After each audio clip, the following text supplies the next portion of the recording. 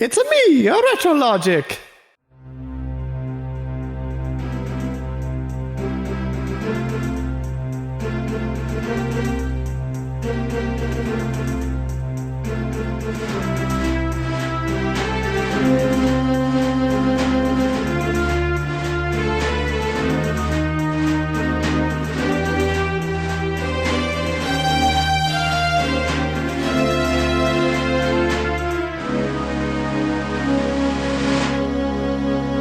Welcome to Retrologic 64. Hello. I'm Dan Caporello, here with John Cummins and Sam Wagers. The crew is back, you guys. 2022. We couldn't have done it without you. Everyone's here. Everyone's here. Everyone is here. We need a mural. We need whoever made the Smash mural to come do a mural of just us three. You know, Goaty 30, guys. That was a fun episode. If you haven't checked that out yet, you definitely need to listen to it. Me, Sam, John, Adam, Liam, all arguing over what the best games of 1991 were. But Retrologic isn't just a podcast. It's also a blog. Go to retrologic.games. You can click that blog button at the top, or you can go to retrologic.games/blog, and you can check out a brand new blog post coming this Thursday from Sam. Sam, why don't you tell us a little bit about what it is? Go for it. Well, we talk about treasure a lot on the podcast. You may have noticed, and I've been digging up some information on them. The game developer. So it's just a little write up of kind of what treasure is, what games they made, what their history is, what in the world happened to them, because they haven't been really heard from in a while, and also just what makes those games so special and why they're such a real treasure and a gem for retro enthusiasts and collectors like us. So hope you enjoy it. Hope it stirs some discussion amongst people. It sounds really cool. And a developer that like mysteriously stopped making games recently. And it just, yeah, it really is a shame. Would love to see them come back. I'm really excited to read it. Guys, it is right now exactly 64 degrees Fahrenheit in my garage.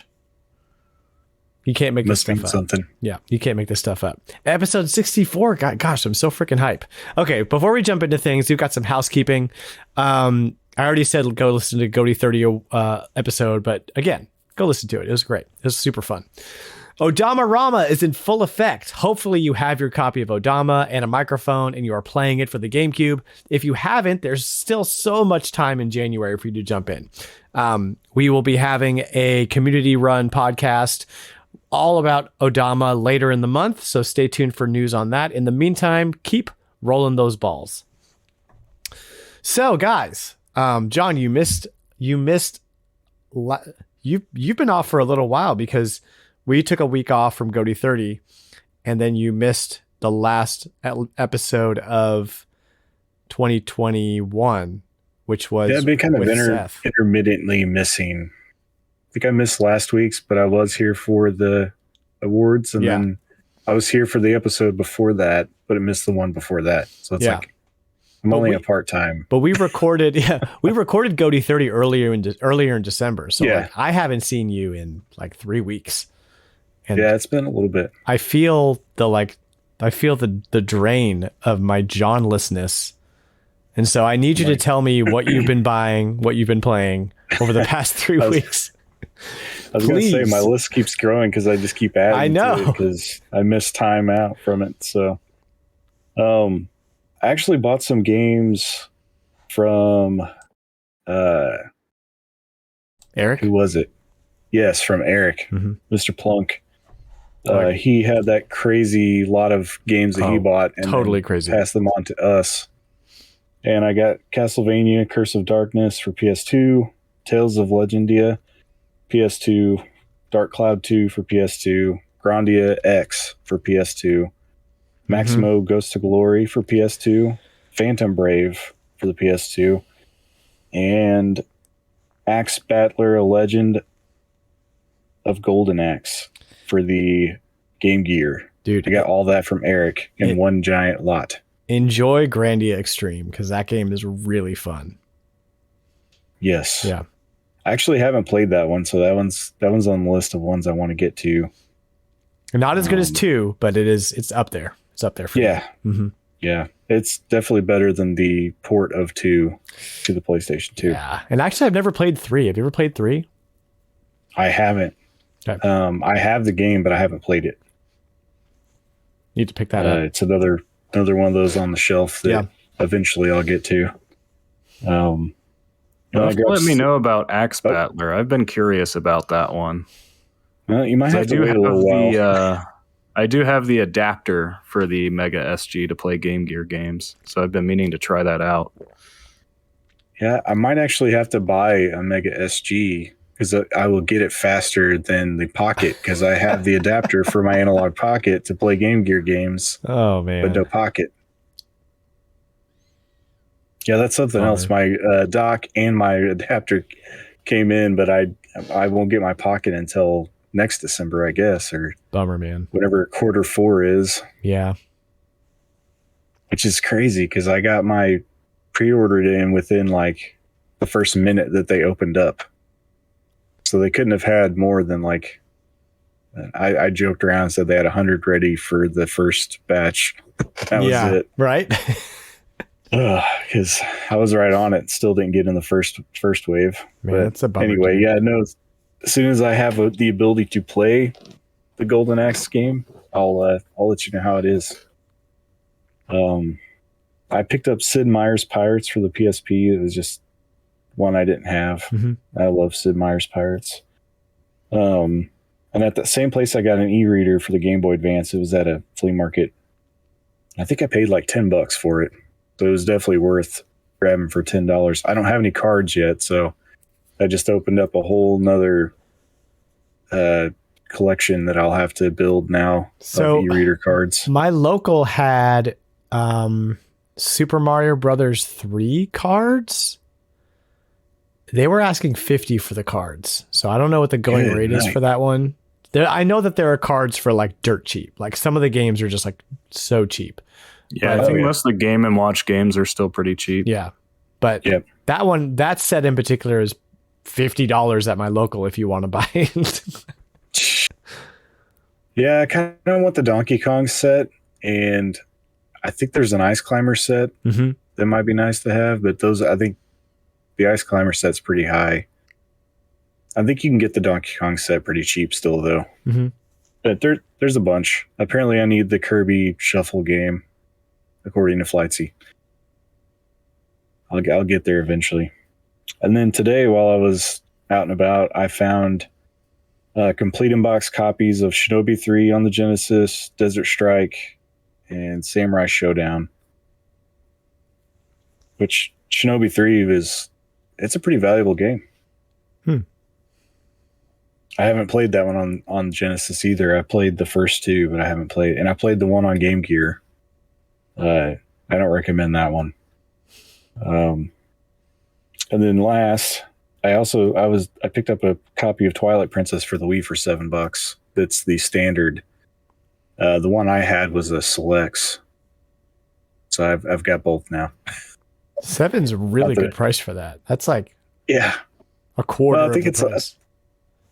I think it goes for like 15, but it's on the Wii that it's the lower end of them. For sure. I think it went up. It might have. But yeah, anyway, $7 for complete in box, and I don't know. I didn't have the original case in artwork, so I wanted to get that. The Selects doesn't look near as good. Yeah, totally. As far as what I've played, I didn't really play a whole lot over the break even. I played some Torchlight 2 on recommendation from Drew. He's played through that, I believe. And I picked up Cozy Grove while it was on sale and played a little bit of that just to relax with. Nice. So that game is very chill. Sweet. That's a 3-week haul right there. That's pretty great. Really building up that PS2 collection. Yeah, I've got a lot now on it. All right, Sam, tell me what you bought, what you played. Yeah, so one thing I did pick up just before Christmas, I believe I used this on a Prices Retro lot at one point, but SNK versus Capcom Card Fighters for the DS. And I have been playing that. It's actually quite fun. This game, so it's actually a series, but this game did change up like the actual card game quite a bit. It's actually functionally a little bit like Magic the Gathering, which is actually pretty solid foundation for a trading card game. And that's pretty complex too. Yeah, it's a little simplified, but I mean, suffice it to say, there are different colors and cards that cost those colors. Yeah. But basically, your minions and your lands are basically the same thing. The way it works. Okay. But it's actually a pretty cool system. I did encounter something of a roadblock with it, so I'll probably shelve it for now because I need a specific card to progress in the story mode, and I'm having difficulty getting it out of booster packs. Oh my gosh! So, but I always did like video game collectible card games because it removes, and they would never do this today because it would be microtransactions. But it removes the frustration of like any feeling that it's pay to win, because then it's just like grinding in an RPG. It's just like getting random loot. It's like, oh, you just keep playing the game and you keep building your collection and you don't have to spend any more money. It's great. And you don't get that. Like it's, I think especially talking to people who like collecting things, it's great to have this like gated, like you bought a game and now in that game you get to collect things without spending more money. I don't like that they don't let you progress without finding a specific card. Yeah, and different games handle that better. But it's pretty fun all the same. A couple Christmas gifts that I did get. Super Widget for the Super Nintendo. My brother gave me this for Christmas. What is that? The platformer based on a cartoon no one remembers, developed by Atlas. Oh, Super Widget. Yeah. I played through the whole thing. It's really easy, but actually quite fun. So Atlas doesn't make bad games. I can't say I've ever seen a single episode of Widget the World Watcher, but it looks fun just based on the characters in this game. There's a bunch of transformations that are like really weird looking. And don't make any sense, but they're a lot of fun to get. I've seen this game, but I haven't neither played or seen the cartoon. It's about a $20 game. Yeah, it's not bad. My brother does surprise me. Like he picks interesting stuff that I wouldn't have picked myself, but I'm usually glad that he does. You know, it's nice to have that for family members buying you games. That's pretty rare. He gets you. It's definitely a ball game. My other brother, actually, along with some other gifts, found for me the Megaman NT Warrior trading card game. The actual trading card game. This isn't a video game. This is an actual card game based on the anime, based on Mega Man Battle Network. So I have 2 decks now. If anybody wants to come over and play some NT Warrior trading card game. I don't really intend to collect more of the cards. I haven't even looked at how that would work, but I have a Proto Man deck and a Pharaoh Man deck. So it's enough to play with one other person. Played yourself and is it fun? I read the rules. It does seem pretty fun. I like from a gameplay standpoint that it actually uses your cards as pretty much the resource for everything. Like when you take damage, you just discard cards off the top of your deck. So you don't actually have to track any numbers. You just lose when you run out of cards. That's really smart.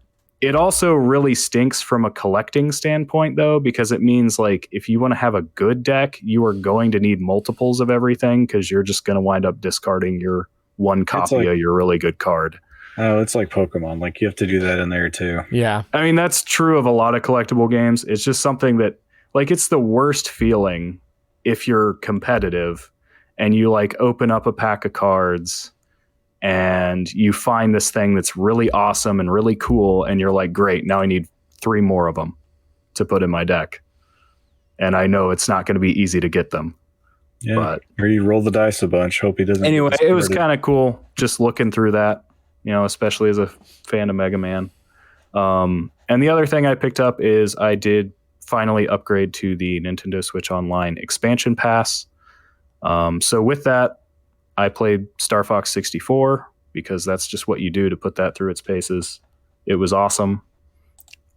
Sweet. I also, on Christmas Eve, for the second time, it's now an annual thing, I can say that, Megaman Xmas was observed once again. Awesome. And I played through Megaman X and Megaman X2 on stream on the Retrologic channel back to back. That was a lot of fun. How long did that Thanks take to you? everybody that stopped by.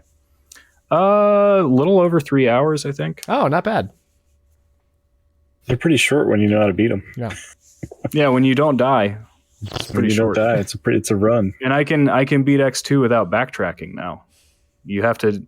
I showed off some little glitch. You have to do some ledge jumping and some shenanigans to get all the power ups without having to redo stages, but it can be done. And I also picked up Archvale. I know this is a game Dan was having a lot of fun with. Yeah. I actually beat Archvale. It was a lot of fun. There you go. Yeah. Really fun. I really like it a lot. Sweet. Awesome. Well, thank you, Sam. I actually have some stuff to talk about this week, so that's nice. Picked up Portal 2 from the local the other day. I don't own it on a console. I own it on PC. But I would like to play it on console and give that a try. And it was cheap, so there it is. Arguably, I think it is like one of the best made games of all time, so worth owning. I picked up Metroid Other M. Felt obligated. Never played it. It gets a bad rap. I guess we'll see what that's all about. I got a Game Boy camera finally. I had a Game Boy camera growing up, and they have just been going up and up and up in price, and so I finally just bit the bullet and got one. A blue one.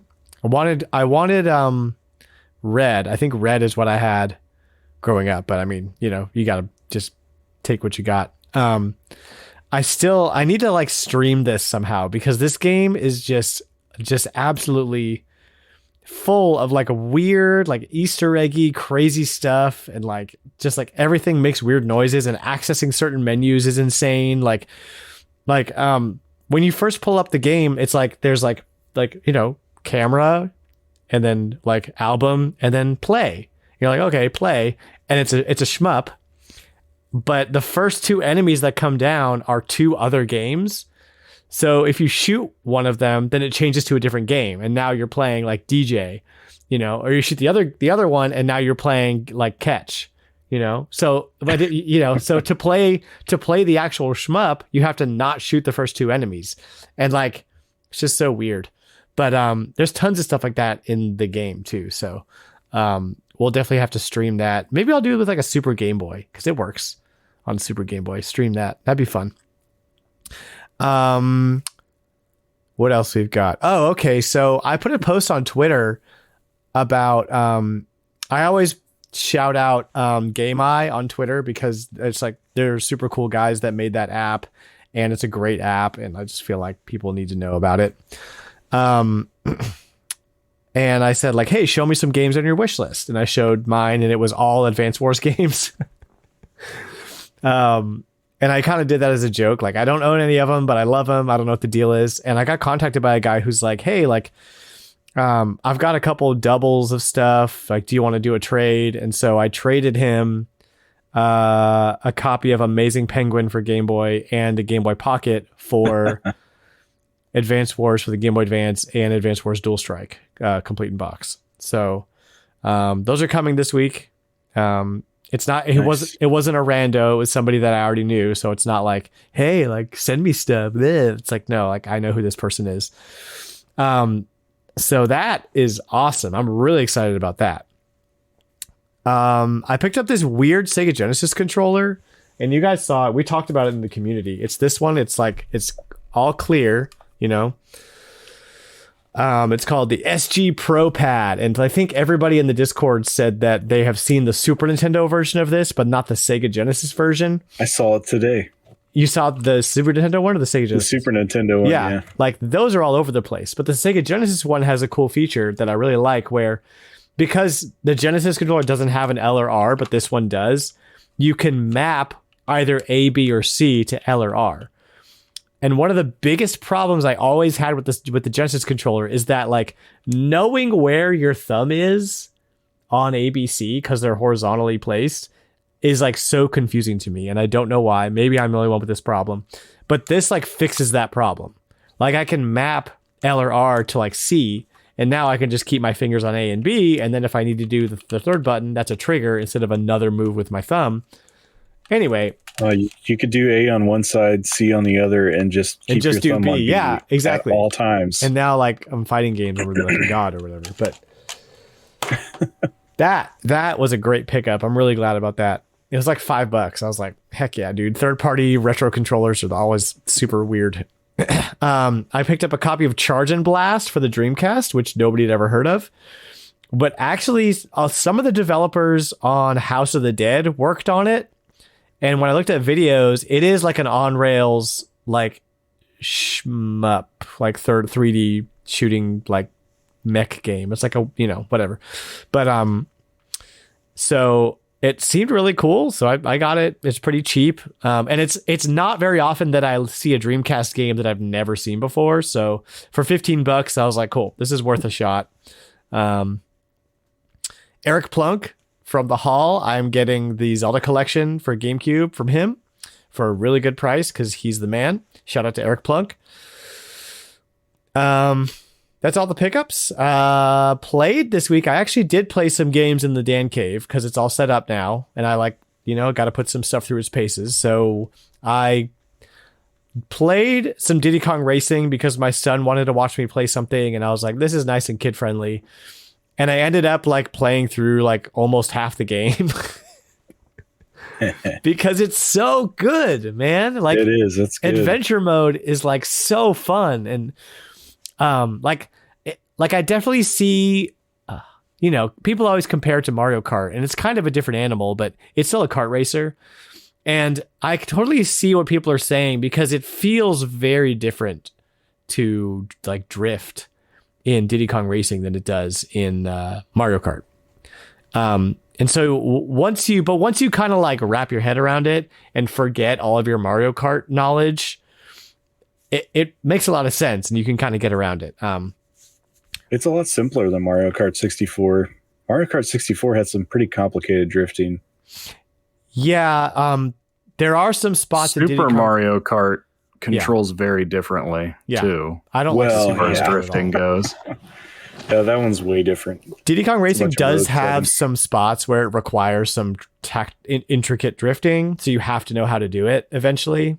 And it's not perfect, but I think that I like one of the big differences for me about Mario Kart 64 and Diddy Kong Racing is that Mario Kart 64 has a system to, if you're like losing, you get better items to try to like even things out in the race and keep people together. Diddy Kong Racing throws all of that out the window and they're just like, get good, dude. Like if you are not good, like you're just going to have to figure it out, They kind of like the only way they have to do that is that at the back of the line, there's a lot less competition for balloons. So you could just get 3 of the same balloon and get a super powered item. Well, the upgrading of the items is also really cool. It requires a lot more tactical driving because I want to skip most of the balloons to get the upgrades, and a lot of them are right in my path. So yeah, it's a totally different animal. And then there's stuff like the silver coins, which I always thought was something Mario Kart needed to do. Yeah, I really enjoy doing that. Some of the boss battles are kind of BS, but other than that, had a really, really good time with what I did. I'm probably going to beat it. Like, it's not that hard. It doesn't take that long to beat the adventure mode. WizPig sucks. WizPig sucks, but as long as I get to WizPig, I'll just say that I beat it. So I do like the flying and the hovercraft. If I'm remembering correctly, you do race WizPig twice, right? Yes. Yeah. Before Spaceland. Mm-hmm. Yep. After. So, love Diddy Kong Racing. Earthworm Jim 64 I was another pickup from good old Eric Plunk. I popped it in just to test it to see if it worked. It worked. I played it for a little bit, and it's not horrible. Like, it's certainly not as bad as I think everybody makes it out to be.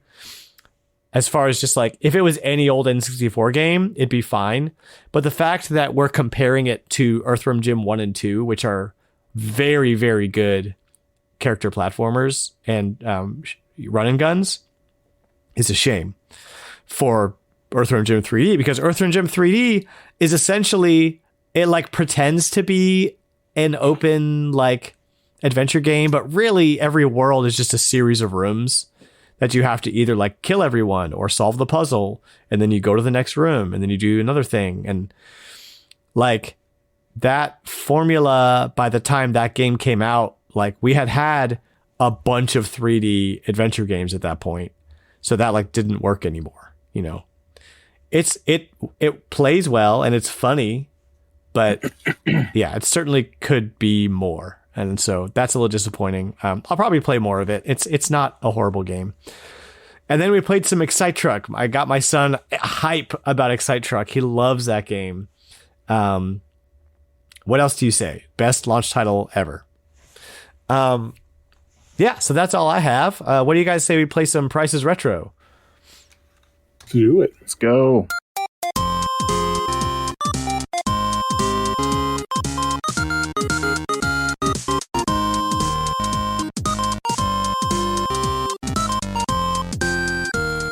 If this is your first time playing Prices Retro, this is how we do it. I'm going to list off 4 or 5 games, and you're going to guess how much these games are worth in total, dollars and cents. Whoever's closest to getting the actual price wins that lot.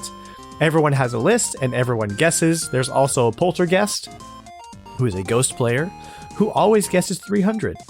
Now, we are going to, because it's the new year, and we did some like playing around with the rules and like messed some stuff and had a long talk with Flightsy about this. We are going to start changing how we determine who the winner is. Okay. The winner will now, okay, so I'm going to read what I wrote because I think it makes sense. Let me see if you guys understand this. The overall winner is not determined by how close you are at guessing, like in total.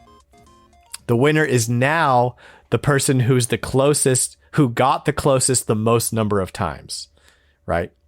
So you like, if we had 3 total lists and I guessed right, if I guessed the closest on 2 of them, I would win, even if I didn't guess the closest overall. Does that make sense? So the idea here is that like somebody's win can't be stolen from them because of like a super fluke crazy list from a guest. Right? Like that happened enough times for me to be concerned about it, you know? Like if everybody has lists in the 300s, then we have a list in the 10,000s. Like that's a whole different scale of guessing. And there's no way to really like even that out. I know I myself have joked multiple times when I win multiple rounds that the next round is going to just be, you know, a $10,000 lot that I'm gonna guess 7,000 on, and now none of the other rounds matter. What's gonna happen? And though, then it exactly happened, right? But so what's gonna happen though is we are gonna use closest dollar amount as a tiebreaker, so it still matters. That's how we're gonna run things from now on. If you have any objections to that, please DM me. Open to hearing your feedback. We're gonna give it a try. So I will go first because I don't usually get to do that. This is our N64 episode, as you know, so I assume everybody's got N64's themed lists. Mine is no different. And here we go. We've got mine are all accessories, by the way. Nintendo Switch N64 controller, complete in box. Smoke controller for the N64. Loose. Gold controller for the N64, loose. And banana controller for the N64, loose. My white whale. The smoke controller, by the way, is the controller that came with the blackish smoke colored N64. Yeah. For the listener, if you don't know. It's not a literal N64 controller made of smoke. All right, any guesses? think I'm going to say 475. Well, I know when I'm guessing lower, I'm usually wrong, but I'm going to stick with the number I had in mind before I heard you say that and say 350. At least I'm not way, way lower.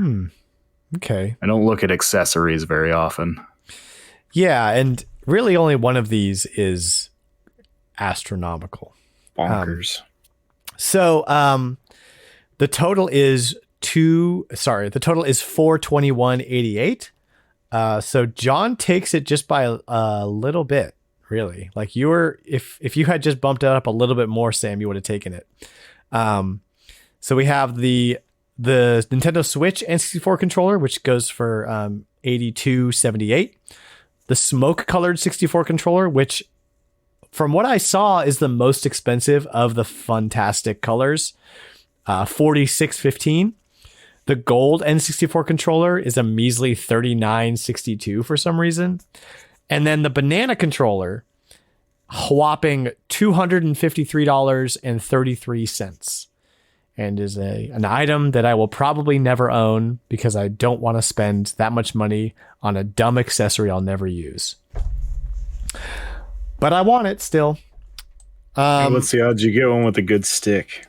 I could replace the stick. I'll kill a controller to give it a good stick. I'm just saying, like, it's just one of those things. So, John, you took that one. Way to go. Yep. Why don't you go next then? All right. So, this is the Nintendo 64 episode, and I have no N64 games on my list. The first game on my list is Shinobi 3 for the Genesis, complete in box. The second game is Ninja Gaiden 3 for the NES, complete in box. Ninja Gaiden 3? Yep. Bro. The third game is also Ninja Gaiden 3, but this time for the PS3. What would you call that? The reboot. Reboot. Total there reboot. We go. Yeah. The reboot of the series for the PS3, complete in box. And the last game is Tenchu 3 for the PS2, complete in box. Tenchu 3. This is a series of threes, all ninja games. All right. Well, I really just want to guess 300. Sam. But I think it's lower than that. Sam, I literally wrote 300 down. That's my number. Oh, I'm guessing 250. I'm with the ghost on this one. We're at 300. All right. The total of my list is... hold on a second. It's blocked. $349.25. Yes. Yes. Should have stuck with it. Awesome. That's how we do it. We can't both have 300. Like, you can. No, because then nobody would. But you just forfeit. Well, no, you just forfeit that round, basically. Plus, if you guess 300, you tie with the ghost. That's just no fun.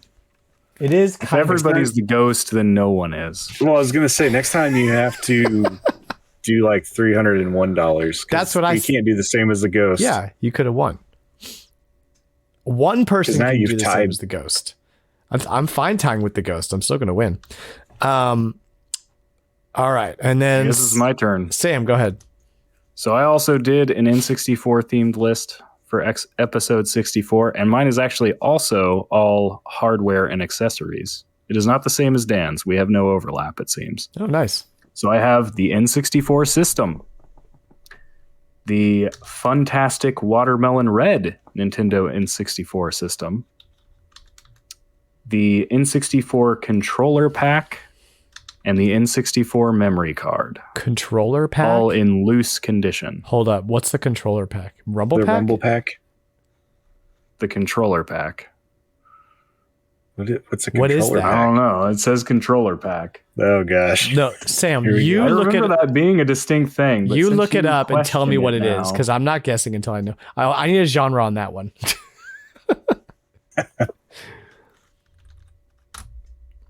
That'd be a memory card, isn't it? Controller pack I think is it's. memory I think card. it's the. No, it's a different thing, isn't it? I thought it was the off-brand of It the. is a memory card. Yes, the off-brand of the memory card. It's like a Wildcats or something. So 2 memory cards? Yep, 2 memory cards on there. Yeah. So one's called. I remember because I think what I had was the controller pack. That's what they called it. There was just the transfer pack, the rumble pack, and the memory card pack. Yep, that was it.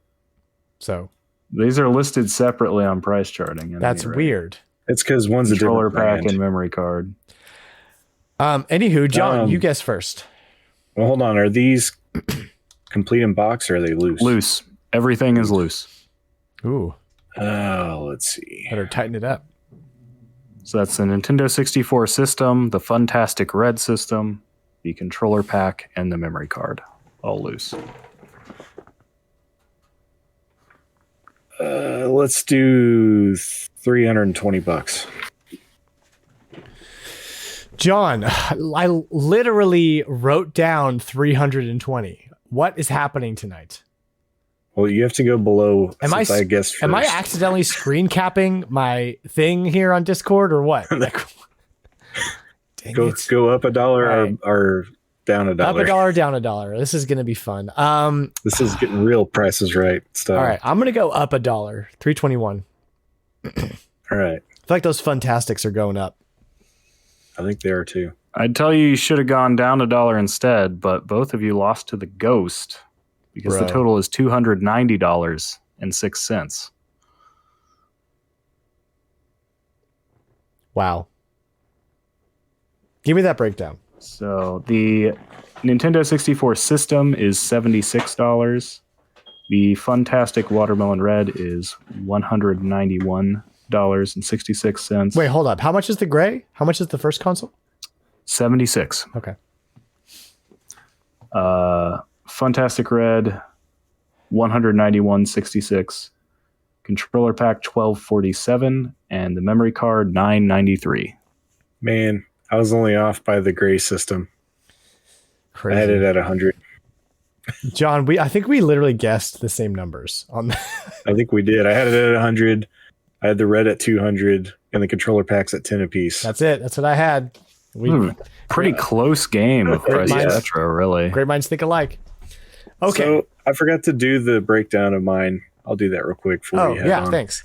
Shinobi 3 for the Genesis complete in box was $67.24. Ninja Gaiden 3 for the NES complete in box is $235.44. Ninja Gaiden 3 for the PS3, the reboot complete in box is only $24.24. And Tenchu 3 for the PS2 complete in box is $22.33. Sweet. Awesome. Okay, so we have a guest list. Actually, right now, I think Sam, of the 4 of us, you're the only one that hasn't won a round yet, right?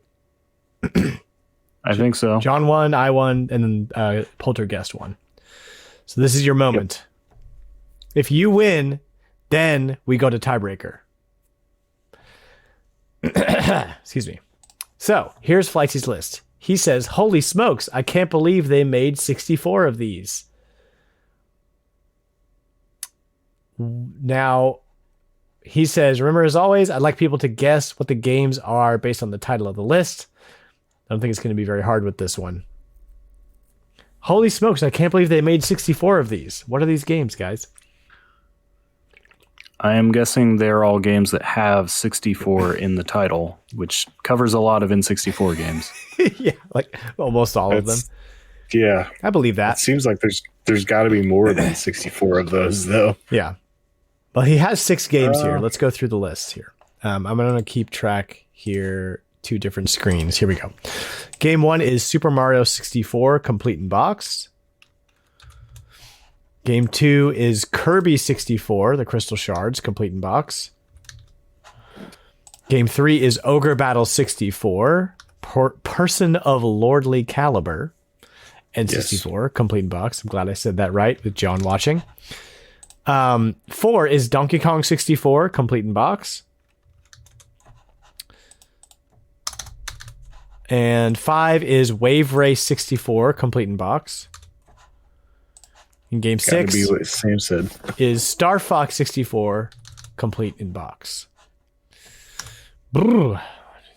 Good gosh. Super Mario 64 is like a nightmare to guess right now. Yeah.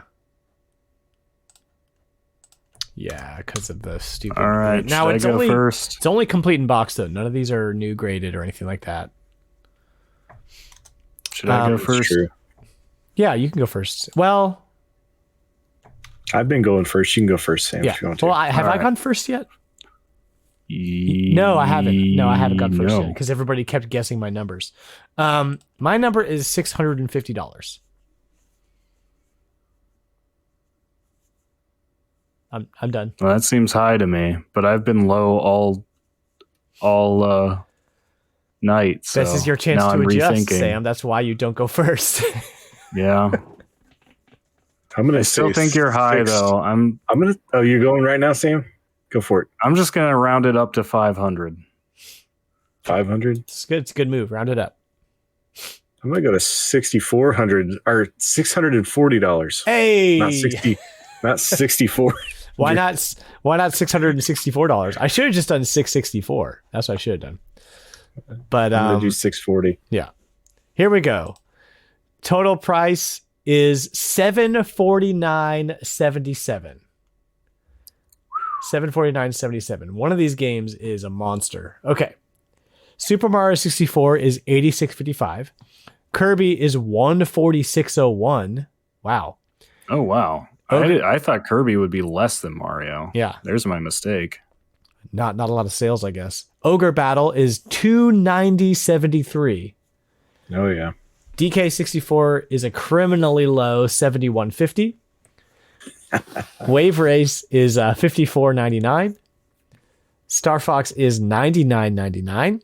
Again, the total $749.77. And his theme explanation, of course. I scrambled to put this list together when I heard that the episode was going to be about the N64. The theme is the games that ended with 64, which could lead to some think that it was the 64th game. Super Mario 64 in this case is the obvious choice. Kirby 64 because I love Kirby. Ogre Battle is on there for John. Donkey Kong 64 is on there for Dan. That's right. Wave Race is discussed on the show when the best 64 games were voted on. And finally, Star Fox 64 is on there because Dan likes it, but also because it's hilarious. The mistake Sean Capri made when he said Star Fox 64 instead of StarCraft 64, which he will never live down.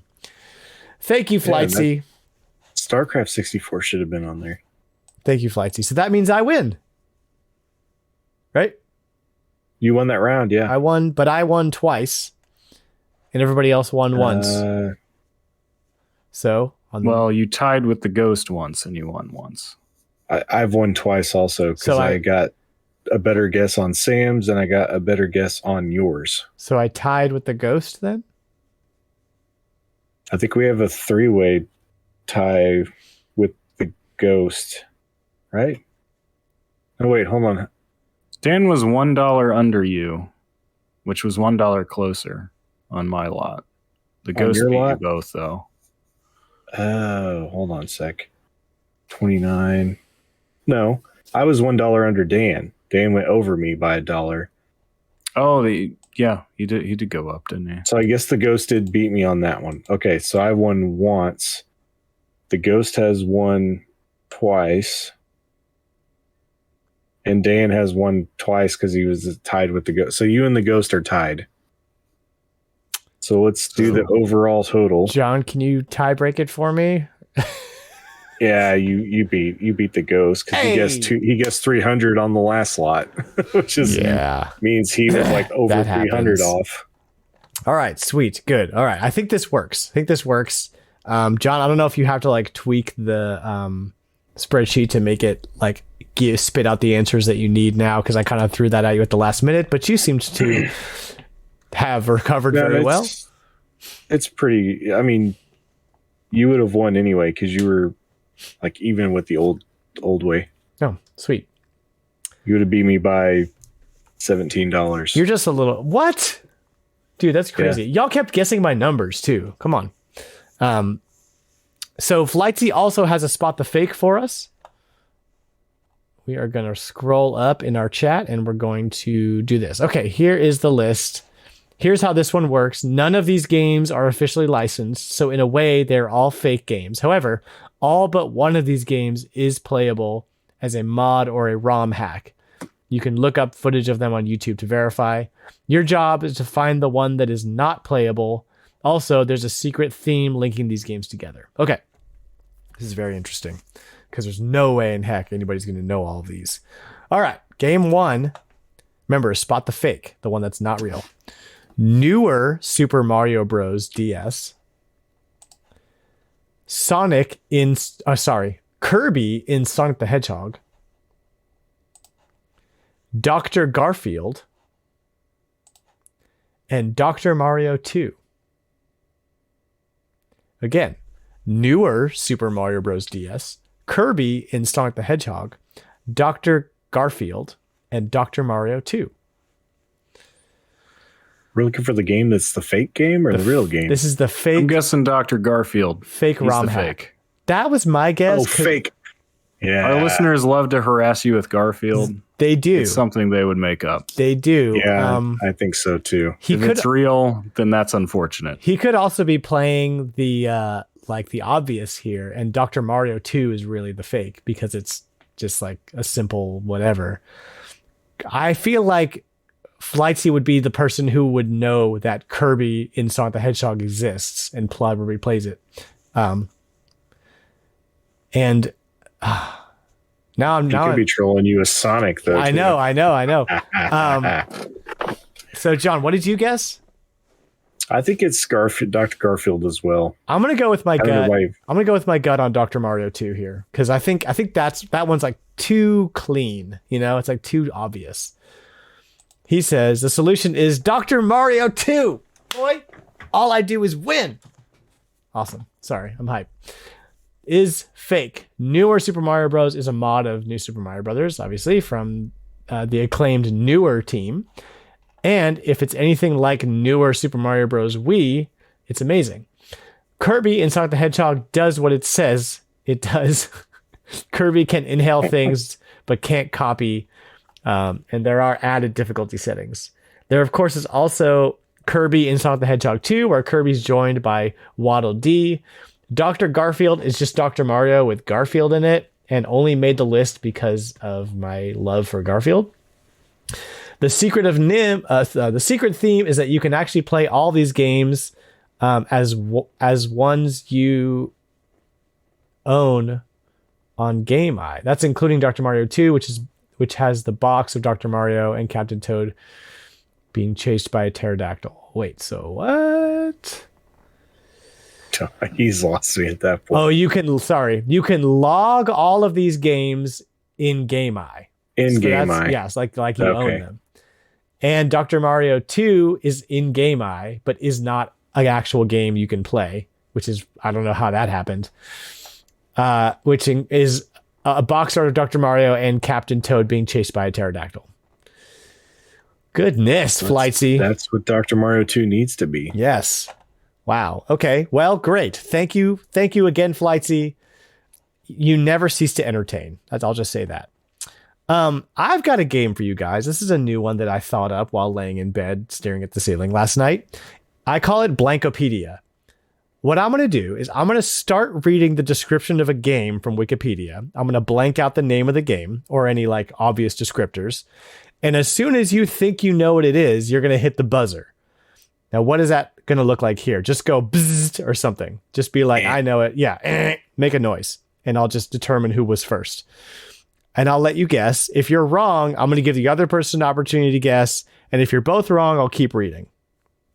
Sound good? Yep. You guys get it? Okay. Okay.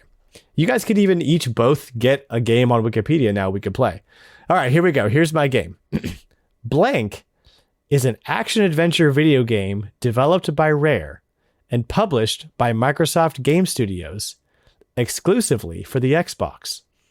It was first released in North America in October 2003, in Europe in November. Is it Banjo-Kazooie Nuts and Bolts? Wrong. Do you have a guess, John? Is it Perfect Dark Zero? Wrong. This was removed from the store. Action platformer. This was removed from the store in June 2015, 2 months before a remastered version was released as part of Rare Replay compilation for the Xbox One. The game follows a young boy, Cooper, who sets out to rescue his girlfriend from a haunted mansion infested with supernatural creatures. Oh, or do I get to guess again? Yeah, go ahead. Is it Grabbed by the Ghoulies? Yes! Grabbed by the Ghoulies for the Xbox. There we go. What do you guys think? Is this a good game? Yeah. I mean, I like it. It took another guess, so. Yeah. I don't know why I guessed Perfect Dark Zero. I was totally off with that because it didn't exist in that time. And definitely not an action platformer. And it's tough to pick them because I can't be super obscure because it's not easy. You gotta be thinking really hard about what was around that time and it wasn't until you said the name the haunted mansion. Yeah.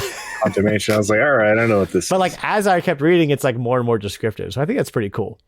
So we could try that game again next week if y'all want to grab your own Wikipedia articles. And I hope that was fun for the listener as well. I'm sure people were yelling at you why don't you get it? Obviously, it's Grabbed by the Ghoulies. Thanks for yelling at your podcast device. And then John, you've got a trivia card for us tonight? I do. All right. With 2 questions on it. The first one is Living Large, House Party, Hot Date, and Vacation are all expansion packs for which popular video game? The Sims.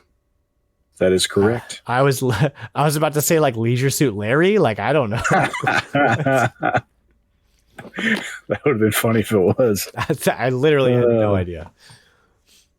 All right. The second question is, I'm probably going to butcher this name because I actually didn't play this game. Nico Bellic is the main character in which video game?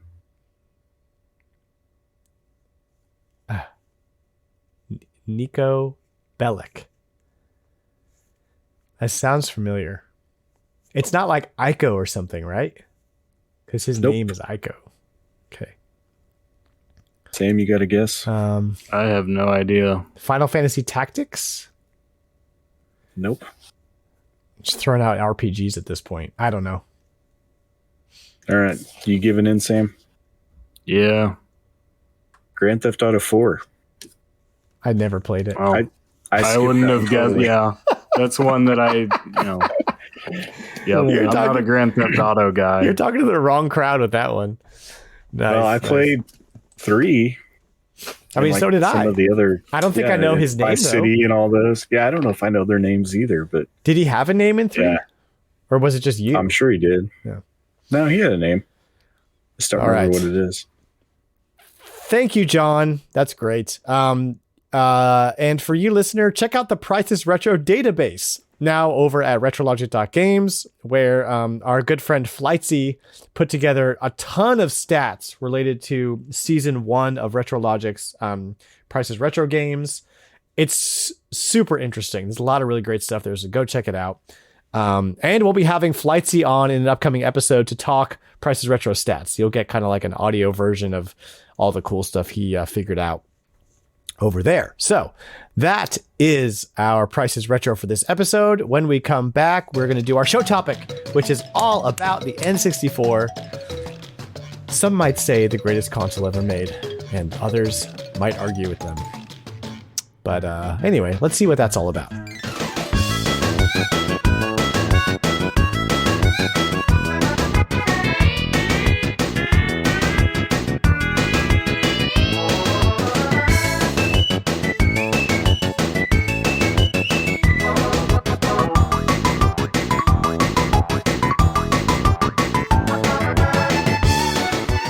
Welcome back to Retrologic. We are talking all about the N64 because it's episode 64.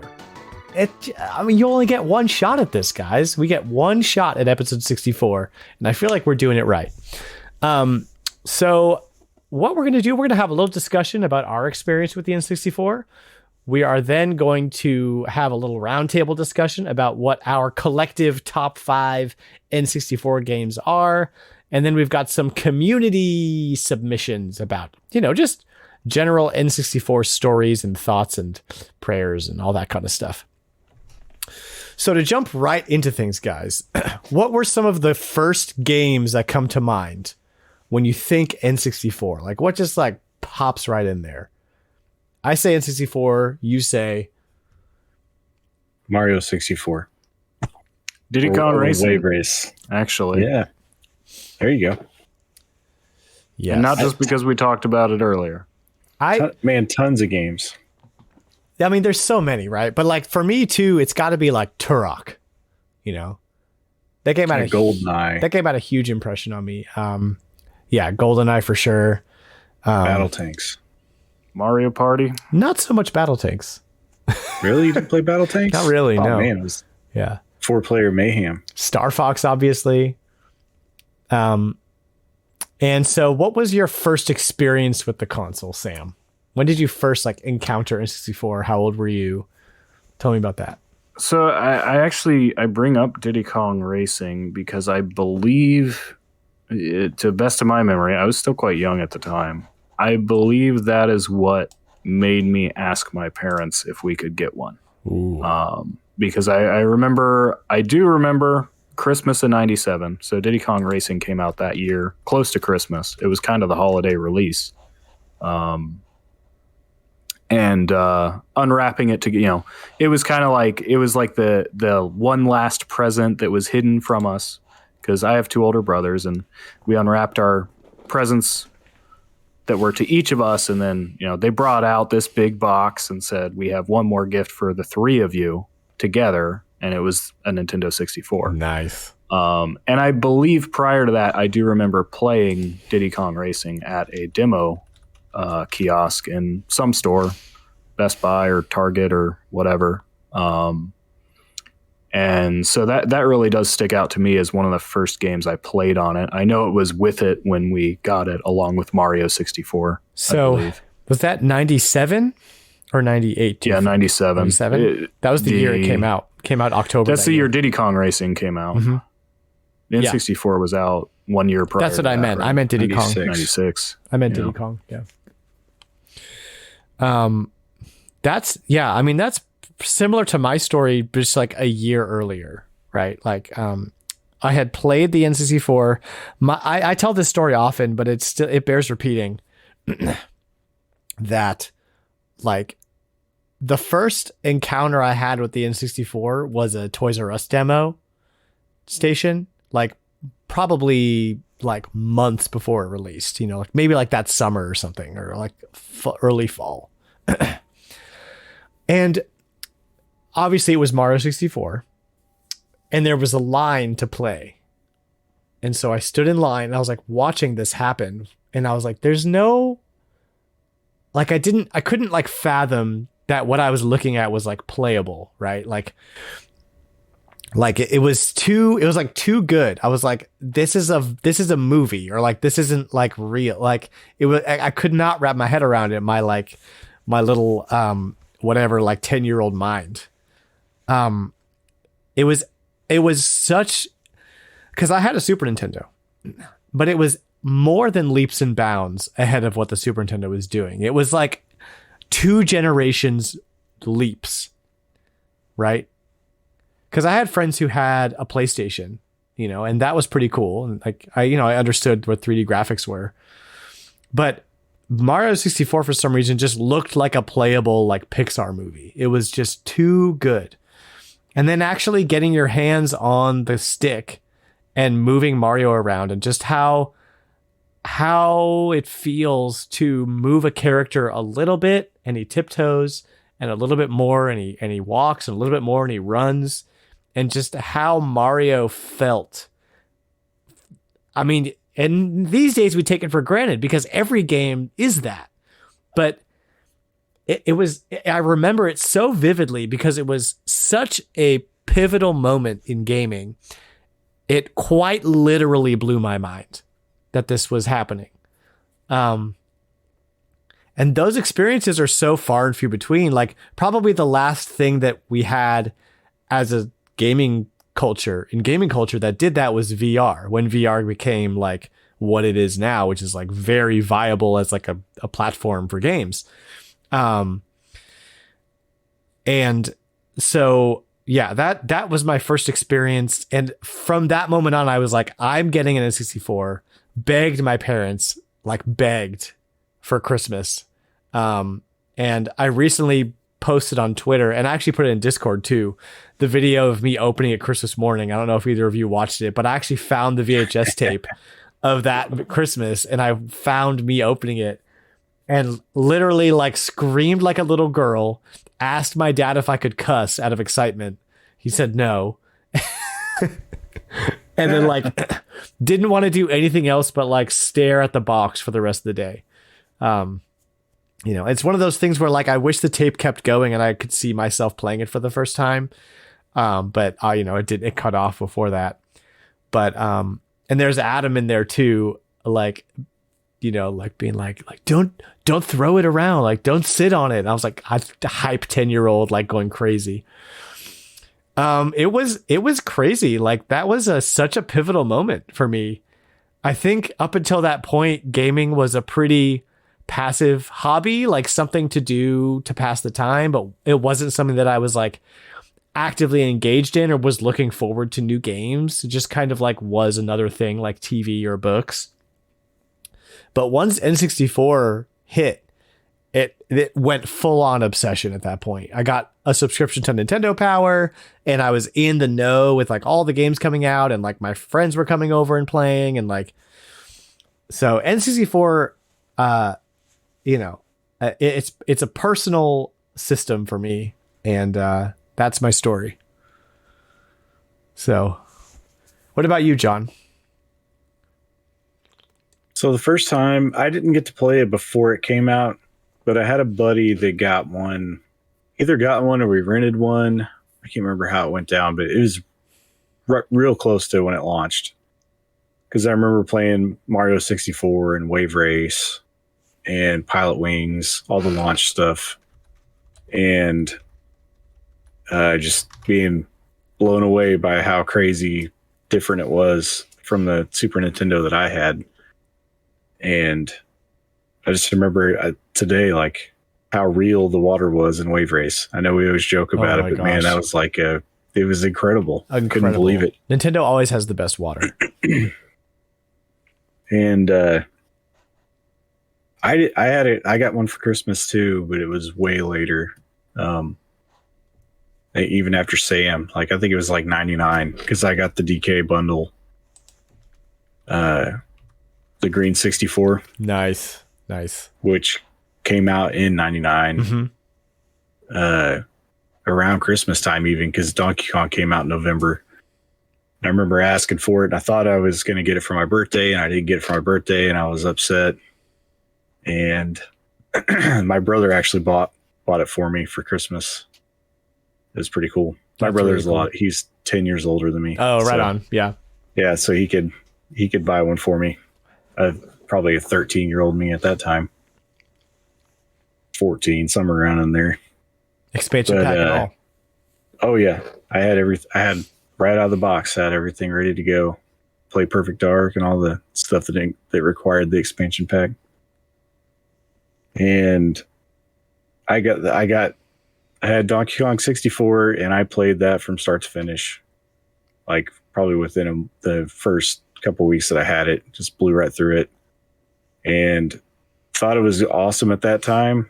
And then whenever I went back to it, realized it was the only game I had. So that's where that's why I played it from start to finish, because that was the only thing I had to play. I think I might have also got Tony Hawk Pro Skater, but again, I played that you could beat that game in like a sit down. Right. And after that, it's just doing high score stuff on it. But yeah, no, that's what I got for Christmas, and it was, it was just mind blowing for the time. Like I don't think VR is even close to that experience. Yeah.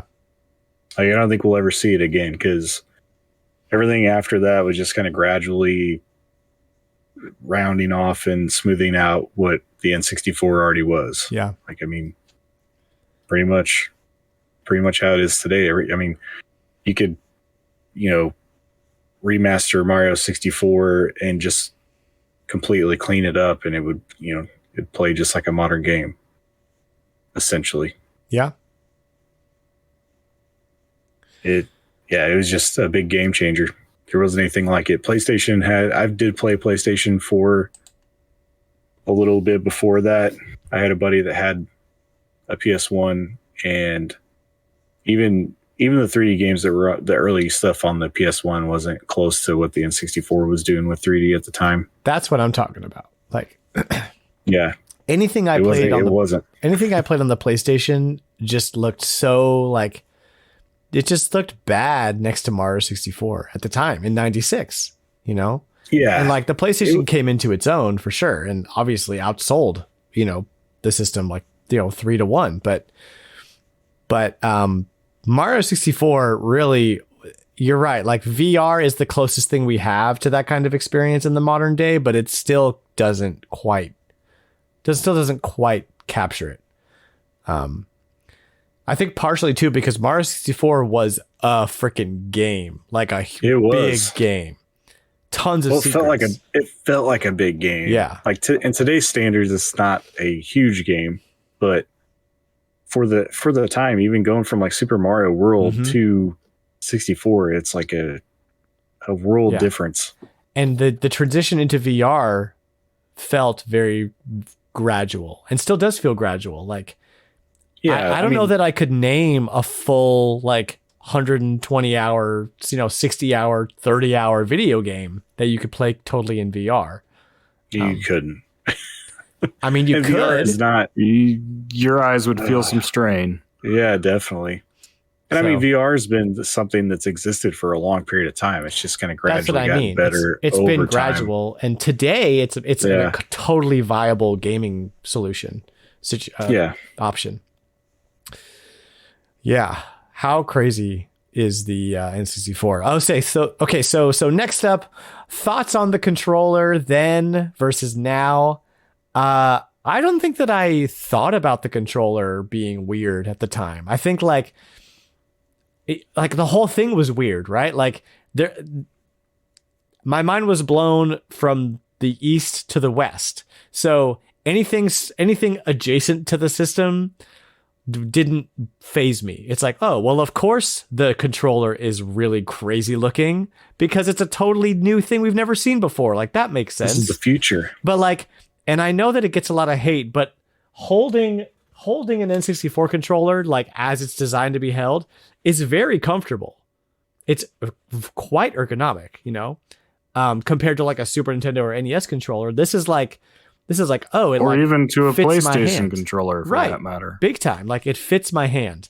And anything that fits the human hand is going to look real funky, Yeah, because all of our hands are different and funky. Yeah, like we're all like weird, circular, like angular, 5-pointed thingy that has to wrap around a thing to feel comfortable. It's going to look weird. So you just never use the D-pad. I think back then. Depends what game you play. Yeah. Yeah. Back then, the controller was like, if you play Mischief Makers, you need the D-pad. Well, right? yeah. Well, then you just hold it like this. It's still comfortable. Yeah, exactly. Yeah, exactly. I think that's what a lot of people like. I don't know if they're just not willing to admit it or if they legitimately don't understand, but like the N64 controller is designed in such a way you're not using all the buttons at once, but they do all have a purpose. They're just not in every game. Well, yeah, you're going to use the D-pad for a 2D style game or a game that only needs those directions, and use the joystick for a 3D game. Guys, I mean, I had somebody on Twitter, and I didn't get into it with him. I let him talk. He was convinced that there were several games on the N64 that required you to use both the joystick and the D-pad. And I said, I can't think of one. I very politely told him, like, hey, can you name a couple of them for me? Because I don't think I've ever experienced that. And he responded and could not name one. So I would. I can't think of any. I would like to ask anybody within earshot of me if you can name a single game on the N64 where it required you to use both the joystick and the D-pad. Then I will admit at the same time. At the same time, same game. Like I'm using the joystick and now I have to go press a button on the D-pad in game, like it within, like not in a different mode, not something else. Like that's what I want to know, because if so, that's really crazy. And like I know some games that use them both in the same sequence, but it's like an RPG where you'll use the stick to move, but when you go into a menu, you use the D-pad to control the menu. Well, something like that. What game? You would never use it at the same Chronicles? Time. I think Ogre Battle, you use the D-pad to go through your item menu. But not the joystick? Nope. I don't think so. That's or maybe you have the option to do both, but the D-pad definitely feels more comfortable going through menus than the joystick does on the N64. John, if you verify this for me, please. I will. I'll look.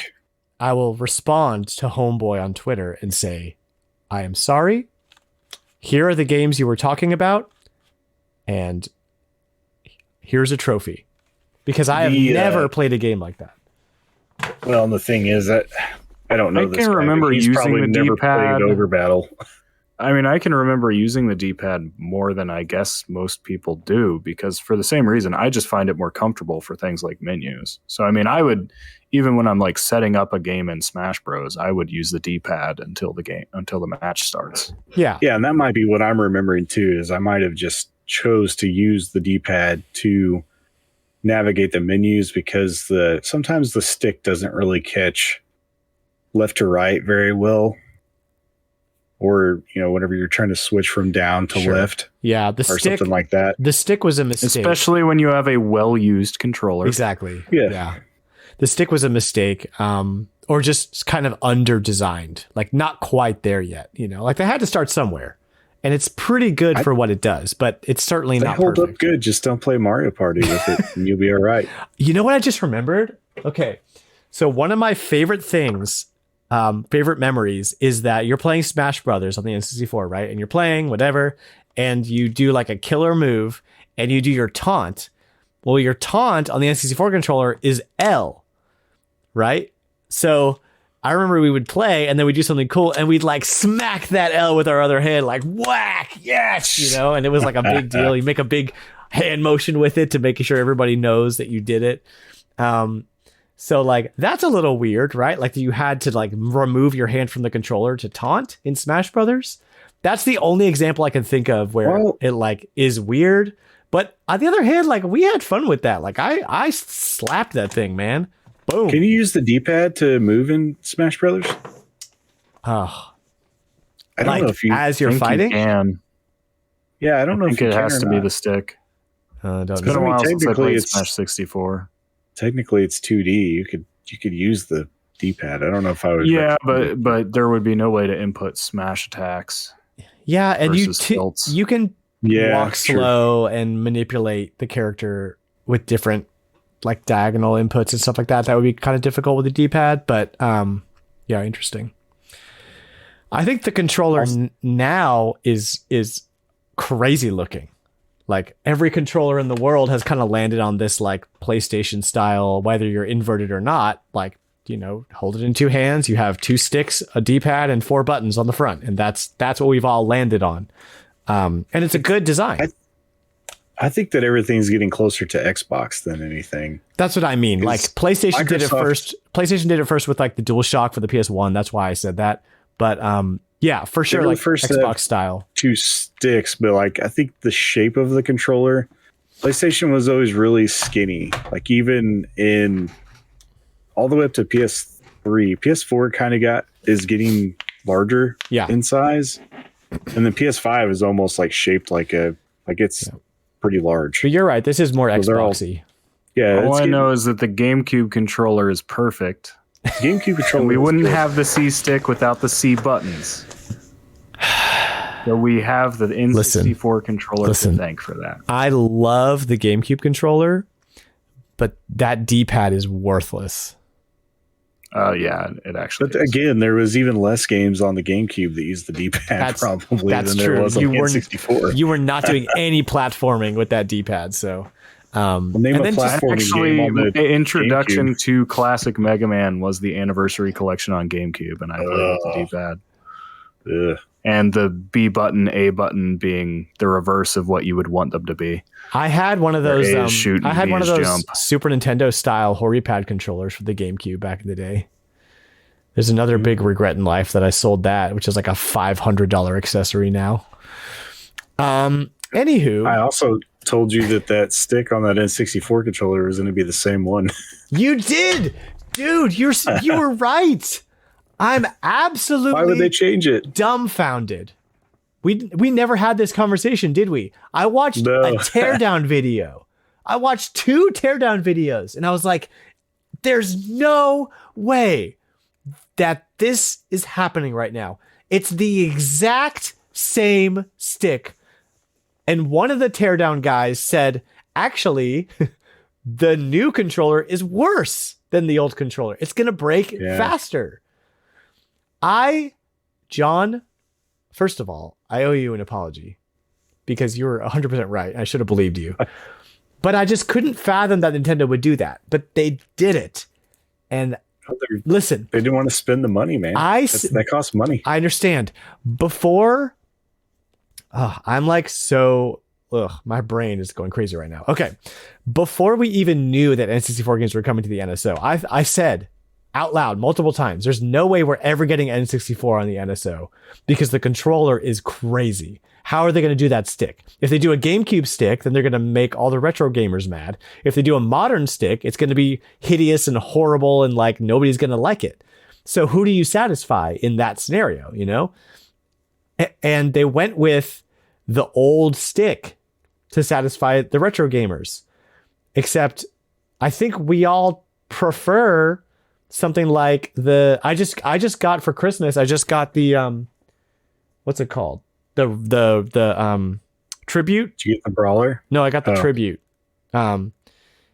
Which is like the same shape as the Hori, like 2-stick, not 2-stick, but 2-handle, smaller N64 controller. Yeah, the big fat round guy. Yeah. And I love it. I've been playing Diddy Kong Racing with it, and it's great. The stick's amazing. Buttons are a little clicky, whatever. It's not that big a deal.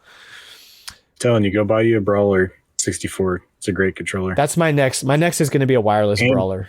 As I say, and they make them wireless. But now, I love the Tribute. I love that style. Like, it's small profile, and like, I don't mind it. The stick is great. I play Diddy Kong Racing with it. You know, I love it. Something like that on the N64 controller would have been just fine. So I'm dumbfounded. In fact, the next time I send you something, I'll throw one in there because I have like 3 or 4 of them. I have an extra one. You have an extra Brawler? Yeah. I bought a bunch. Dude, I love you. I was all in when they first launched. I have to make sure I don't give you the very, very launch one because they had problems with the left button. I think whenever you move the stick a certain direction, the L button would contact the stick and it wouldn't depress. I fixed it, but I'll give you because they sent me parts for it. And I mean, that's good customer service there too. Yeah. But yeah, I fixed it, but I'll give you the other one. And I have a clear green one that matches my 64. John, you're awesome. Anywho, any more thoughts on the controller? It's almost perfect. It's pretty close. It's pretty good. I think just throw a GameCube stick in there and it's perfect. Finally, the N64 has a reputation of being pretty divisive in retro gaming communities, which I didn't think that was a thing until I started like being a retro gaming content creator. And now everybody's like loves to crap on the N64. But I can never like nail down exactly what the complaints are, other than the fact that like there weren't any RPGs. I think most people that didn't grow up with the N64 as like their generational console have problems with it. I don't know what it is. Like, since that was the one that we grew up with. Like I could still go back and play all those games and have zero problems with them. Mhm. They all feel fine to me. I think it is kind of a logical jumping off point for a lot of people that got out of games because, like you talked about, games were very different going to the N64. Mhm. You didn't have that kind of effect going from the NES to the Super NES or, the Genesis or what have you. You just didn't have that same effect. It's really, it just occupies this space in history where it's not quite modern games. I would almost say, I look at, and maybe this is controversial, but I look at like PlayStation 2, GameCube as pretty much modern games. Like that's where we start to see the modern genres kind of take form. I could see that. Whereas the N64 is still really different from the 16-bit and 8-bit and prior games.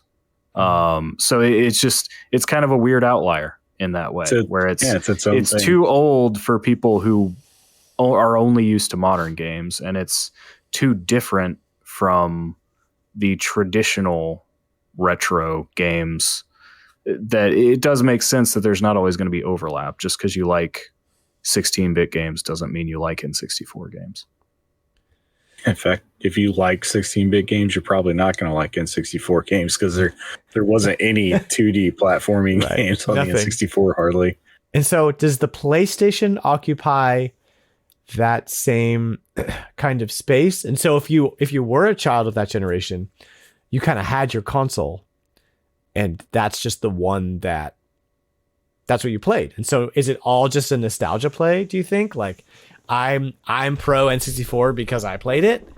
Because I look at the N64 and I'm like, man, there's so many redeeming qualities. Like Mario 64 is totally playable, but we see everybody playing it from the 3D Mario All-Star Collection and they're like, oh, this is a terrible game. How did we ever like this? And I'm like, well, I don't see it. So, yeah, I mean, regarding Mario 64, I think people are just wrong.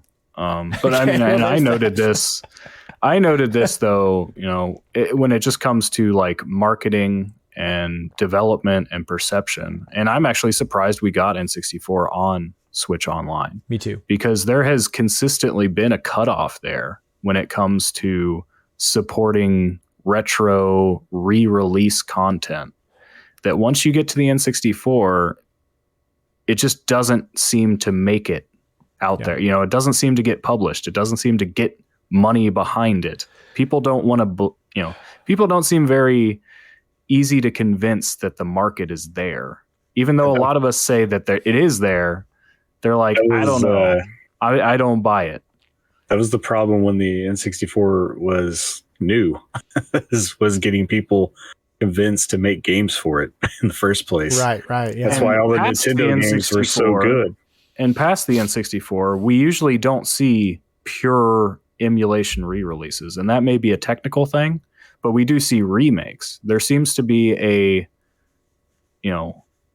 idea that if you want to bring this stuff forward, you have to modernize it. You can't just, it's not like with the Super Nintendo games where we can just put them out exactly the same, keep everything the same, just make sure your emulator's accurate and the retro people will be happy. If you put out something after the N64, like I said, it's this weird in-between limbo. GameCube but if you put out a PlayStation 2 game, it needs to be an HD remake or a remaster at least. GameCube stuff has never seen any kind of re-release. And we still don't see anything from the GameCube days. So I think Nintendo's even abandoned it. Yeah, I think that makes a lot of sense what you're saying, Sam. I think also the N64 is kind of notoriously difficult to emulate in some ways.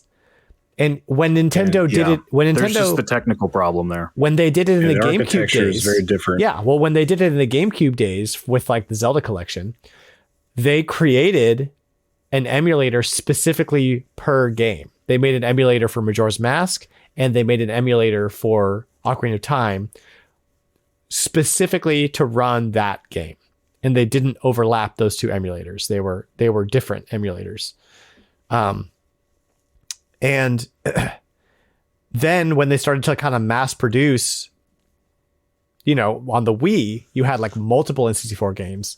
they started to all use the same emulator, which, you know, when you're using an emulator that you've designed from the ground up to play a specific game, you can much more finely tune it for the idiosyncrasies of that game than if you're trying to let an emulator run 12 or 13 or 100 different games. Then you're going to get a lot more issues, which is what we're seeing now with NSO. So I think that there's, and that's not as difficult to produce with 8-bit or 16-bit games. You can do a lot less work and get those games to work. So I think there's that. And on top of the fact that that console sold less than the Super Nintendo, that's also probably why we don't see a lot of GameCube emulation, is it's official GameCube emulation, is that it's just like, well, the numbers probably just aren't there and it's really hard. So why would we bother? And it's a shame, honestly. Per preservation, it's a crying shame. Well, and you have to think from the perspective of a business person who's just looking at numbers. Right. You look at when the N64 was put out on the Wii U Virtual Console and the Wii Virtual Console, and it didn't really bring in a lot of success. And we might say there's other reasons for that. But if you're just looking at like, hey, we re-released some N64 games, they didn't sell. The PlayStation Mini didn't sell well either, same era. You know, and there were other reasons why the PlayStation Mini didn't sell well. Yeah, it had problems. Yeah, but you know, you can put those facts together and make a very convincing case for just don't bother after, you know, after the fourth generation of home video game consoles. It's not worth it. Yeah, I can see that. It's a shame. Still waiting on my N64 Mini. That's not happening now with NSO. No way. Not a chance. That would be cool, but they want to sell Switches now. I'd still buy it. I'd still buy it, but they want to sell Switches now. They don't want to sell another competing console. Awesome. So that basically wraps up our little discussion. And now here's something interesting. Episode 37, which is not halfway to 64, but I'm going to pretend it is. We did our top 5 N64 games. That was an episode featuring John J3000, who's an awesome listener, Discord member. And that's also the episode, coincidentally, where Sam convinced me to buy Odama, which I did while recording. So a lot of coincidences happening. So that list looked like this. We had the number one game. We had the number one game, Mario 64. Number 2 game was Ocarina of Time. Number 3 was Paper Mario. Number 4 was Star Fox. Number 5 was Harvest Moon.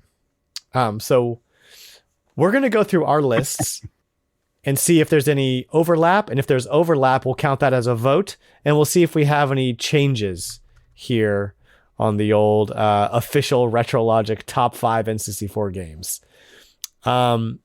So let's do this. Let's get everybody's list on the books first. So Sam, why don't you go first? What's your top 5? Start with number 1. Start with number 1. Okay. Yeah. Number 1 is unchanged, I believe, from my previous list. It's Paper Mario. Number 2, moving up the list, is Diddy Kong Racing. Nice. Number 3 is Mario 64. Number 4 is Mischief Makers. And number 5, which you will be happy made the list now and wasn't on there before, is Star Fox 64. Hey! What changed your mind? Because it's awesome and you know it. I played it recently and I was like, this is really good. I could replay this again. Nice. Let me just type some things in here. I'm assigning these points. Okay. John. I couldn't tell you what my list was. The previous list. No, I don't remember. I'm sure all these games were on my list.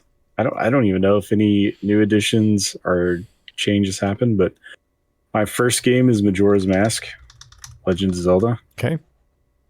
The second game on my list is Ogre Battle 64, Person of Lordly Caliber. Number 3 is Super Mario 64. Number 4 is Harvest Moon 64. And number 5 is Gauntlet Legends. Oh, Gauntlet Legends. I just bought that. And it is awesome. So good. Okay. And then we have my list, which I wrote here. And I'm going to copy it. I think you copied our list down backwards. No, he assigned them points. I assigned them points. Oh, I see. 5 points for being number one. Exactly. Yeah. So that's just the way that I'm going to have to figure it out. And then, John, if you're looking at the notes with me as well, you can kind of do some quick math for me while I'm reading my list and see what the points are Super like. Mario.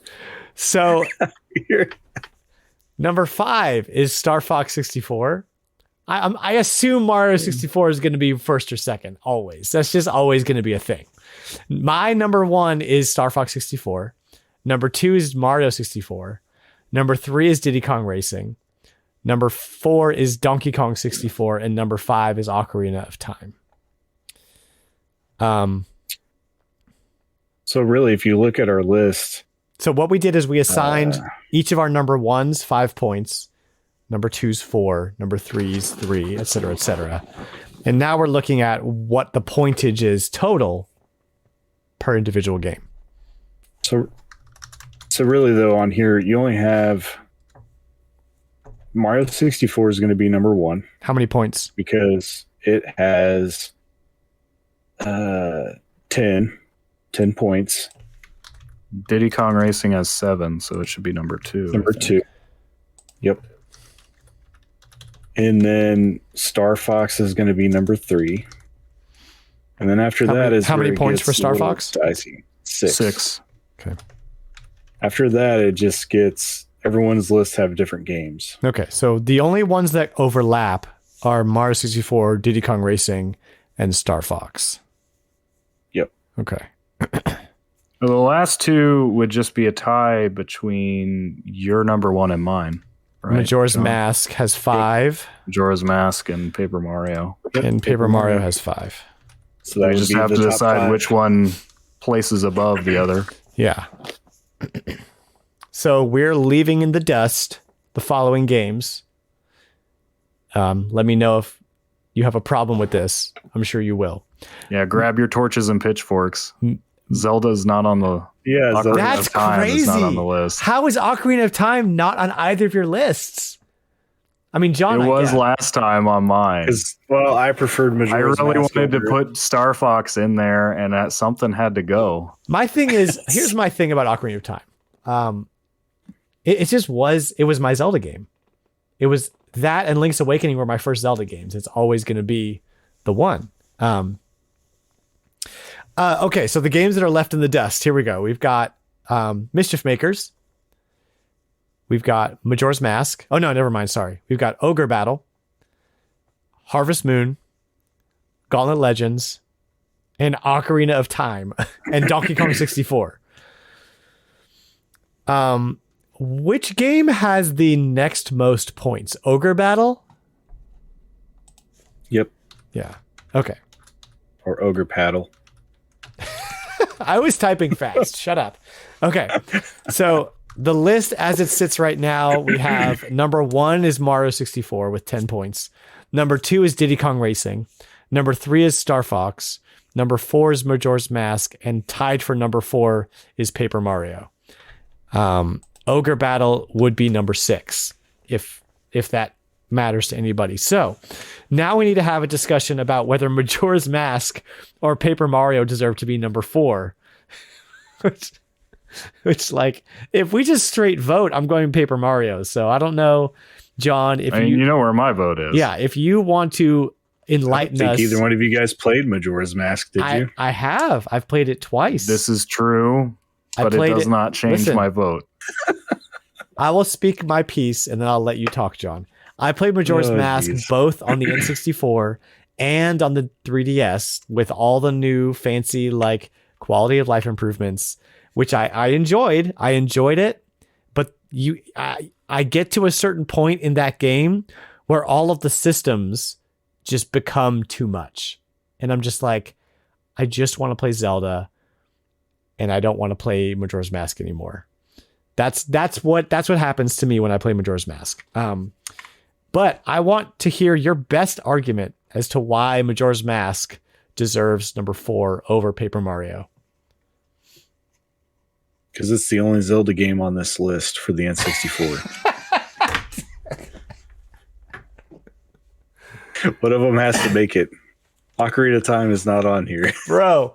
Well, it'll still make it. It'll just be number 5. That's so good. That's like such a good argument. Ocarina of Time would be dead last according to our scoring. Because Dan has it as his number 5 game. That's funny. He'll be dead last with Gauntlet. For what it's worth, it's my number 6. We were all on that show too. It was the 3 of us and John Jay. Wow. I mean, honestly, I kind of reevaluated my list in terms of the games I most want to play again right now. And I'll be like, I respect Ocarina of Time a lot. I just don't want to replay it. Yeah. I've played it multiple times. I've kind of had enough. And this is a fluid list. Like it's not as easy to get back into. I fully expect this list to change again in 6 months or whatever when we redo it. But I can let Paper Mario have it though, because Paper Mario would have been my number 5 if I hadn't played Gauntlet Legends more recently. So it would have got. Well, okay. Let's see. At least a Zelda game is still in the top 5, right? Yeah. Personally, I would give it to Ocarina and not Majora's Mask, but you didn't have it on your list. So, what we're gonna do here is this. And okay, so that was fast. We got through that pretty quick. So here is Retrologic's official top 5 N64 games. Updated official top 5 N64 games of all time. We've got number 5, Majora's Mask. Number 4 is Paper Mario. Number 3 is Star Fox 64, coming up the list from number 4 last time, which I'm happy about. Number 2, which surprised me, even though it's on my list, is Diddy Kong Racing. And then number 1... I was really pulling for it this year. Dude, I'm so glad you did that because it is amazing. I played it like last night and I'm hype about it. Okay. And number 1, as always, is our Mario 64 because, you know, now if Seth were on this show, because he's my friend, so I want to boost him. Make sure y'all go give Seth some love over at the All N Nintendo podcast. Go give them 5 stars and all that stuff. Go listen. They're a great podcast. He would be throwing a fit right now because nobody even said the words Banjo-Kazooie one time on this list. If he was on the show, though, also Majora's Mask would probably beat out Star Fox. That's true. Because we would both have it at number 1, probably. He might also have Star Fox on his list, which would be more points. So I don't know. I don't know about that.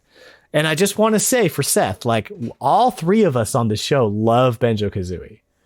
You know, like if I were to have a top 10, Banjo-Kazooie would probably be like 7, 6, like high on the bottom half of the list. Well, we'll have to eventually do a top 10. We'll have to expand it out. We will. Well, maybe that'll be one of our panel discussions because I've got some plans this year. Got some plans for our panel coming up with top 5 lists. That's always fun to do. But I just want to tell Seth that, you know, just Mario 64. I guess I'm gonna. That's the game. I have to buy some copies of Ogre Battle and mail them out to people because no one's playing it. They just have to put it on NSO. It's on Wii U, right? It is on the Wii U. Yeah, you can pay $20 for it. $20, bro. I guess that's better than $120. Or no, maybe it's $10. Aren't the N64 games $10? Yeah, 1,000 Wii points was the old. Yeah, sorry, no, yeah, $10. Sorry, not 20. Or was it 1,200? Look it up. Some of them were 1,200 Wii points. I'm looking it up. Download it and play it. It's a great game. Looking it up, and it's loading. And also, 3 of the games on our $9.99. Yeah, three of the games on our top 5 are on the NSO right now, and one of them is on its way at some point. Was mentioned. Diddy Kong? No. Majora's Mask. Yeah, Majora's Mask is coming. Okay. I'll probably play it for the first time then. Presumably, we're going to get Diddy Kong Racing because Rare. It hasn't been mentioned though. Rare's playing nice. I'm saying of the ones that we know of that are coming, Majora's Mask was the last one mentioned on the presentation. Right. I'm going to assume all of these are going to be on there at some point. Diddy Kong Except for Racing. Ogre Battle. Diddy Kong. Why not? Yeah, Why not, Ogre though? Battle, we don't. Is that Square now? I mean, it's possible. It's definitely possible. That's Atlas. No, it's Is Atlas. it still Atlas? Then there's hope. I mean, they've put stuff on NSO. Yeah. They put Megami Tensei If John, is on the John, Famicom. yeah. don't let your dreams be memes. Okay. Hope for the future. I already own it on the Wii U and I own it on the N64. So Well, why don't we read some of our beautiful, lovely, amazing community members' things? And we're going to go around the horn and read these because, gosh, my voice, and this is a little long, but it's all good stuff. So I'll go first. Seth, first. Love you, dude. $2 Hero says, the N64 is a flawed console. Its place in history represents really the last time Nintendo cared to be the cutting edge. I disagree with that. I think for the better. I think GameCube. Yeah. It's where a lot for the better. He says it's for the better. It's where a lot of third parties dipped out, and every other Nintendo console that followed better represents the Nintendo that I love. With that being said, it's home to some of my favorite games of all time, like Majora's Mask and Banjo-Kazooie. And I can't deny the impact of the N64 in spite of everything working against it. And in spite of all of its flaws, can't help but love it. Banjo-Kazooie. All right. Sam, You want to get this one? All right. Bintendo Man says the first home console I had in my bedroom growing up was the N64. Ocarina of Time, Starfox, Mario 64, Diddy Kong Racing. Still to this day, some of my favorite games. Yeah, all of those, but Ocarina of Time are on our top 5. That's right. Yep. Good choices. All right. John. The well-read mage says the N64, the early awkward teenage years for Nintendo when the voice started changing. Yeah, for real. For real, dude. That's a good one. All right. Hambone Johnny says, I have so much love for the N64. All the games have not held up well, but there's still a bunch of great ones to play even today. The 4-controller ports were a huge game changer at the time. Split screen Mario Kart, WWF Wrestling, GoldenEye are some of my favorite memories with my friends. And it was still the console I took with me to freshman year college, even though the GameCube had come out by then. Sorry, Sam, no Odama in the dorms for me. It's a shame, really. There's always time to make up for it. All your roommates hearing you yell. What do you yell? I haven't played it yet. Flank and destroy. Nice. All right. Great words. Go ahead, Sam. Solo Something says only one of us in college owned it, so we played it every weekend at his place. And as college broke dudes go, there were only a few games. GoldenEye, Mario Kart, and Zelda 1.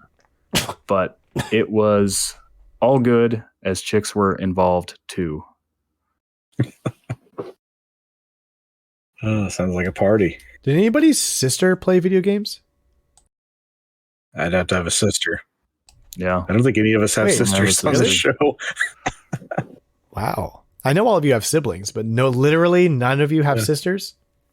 Nope, one brother.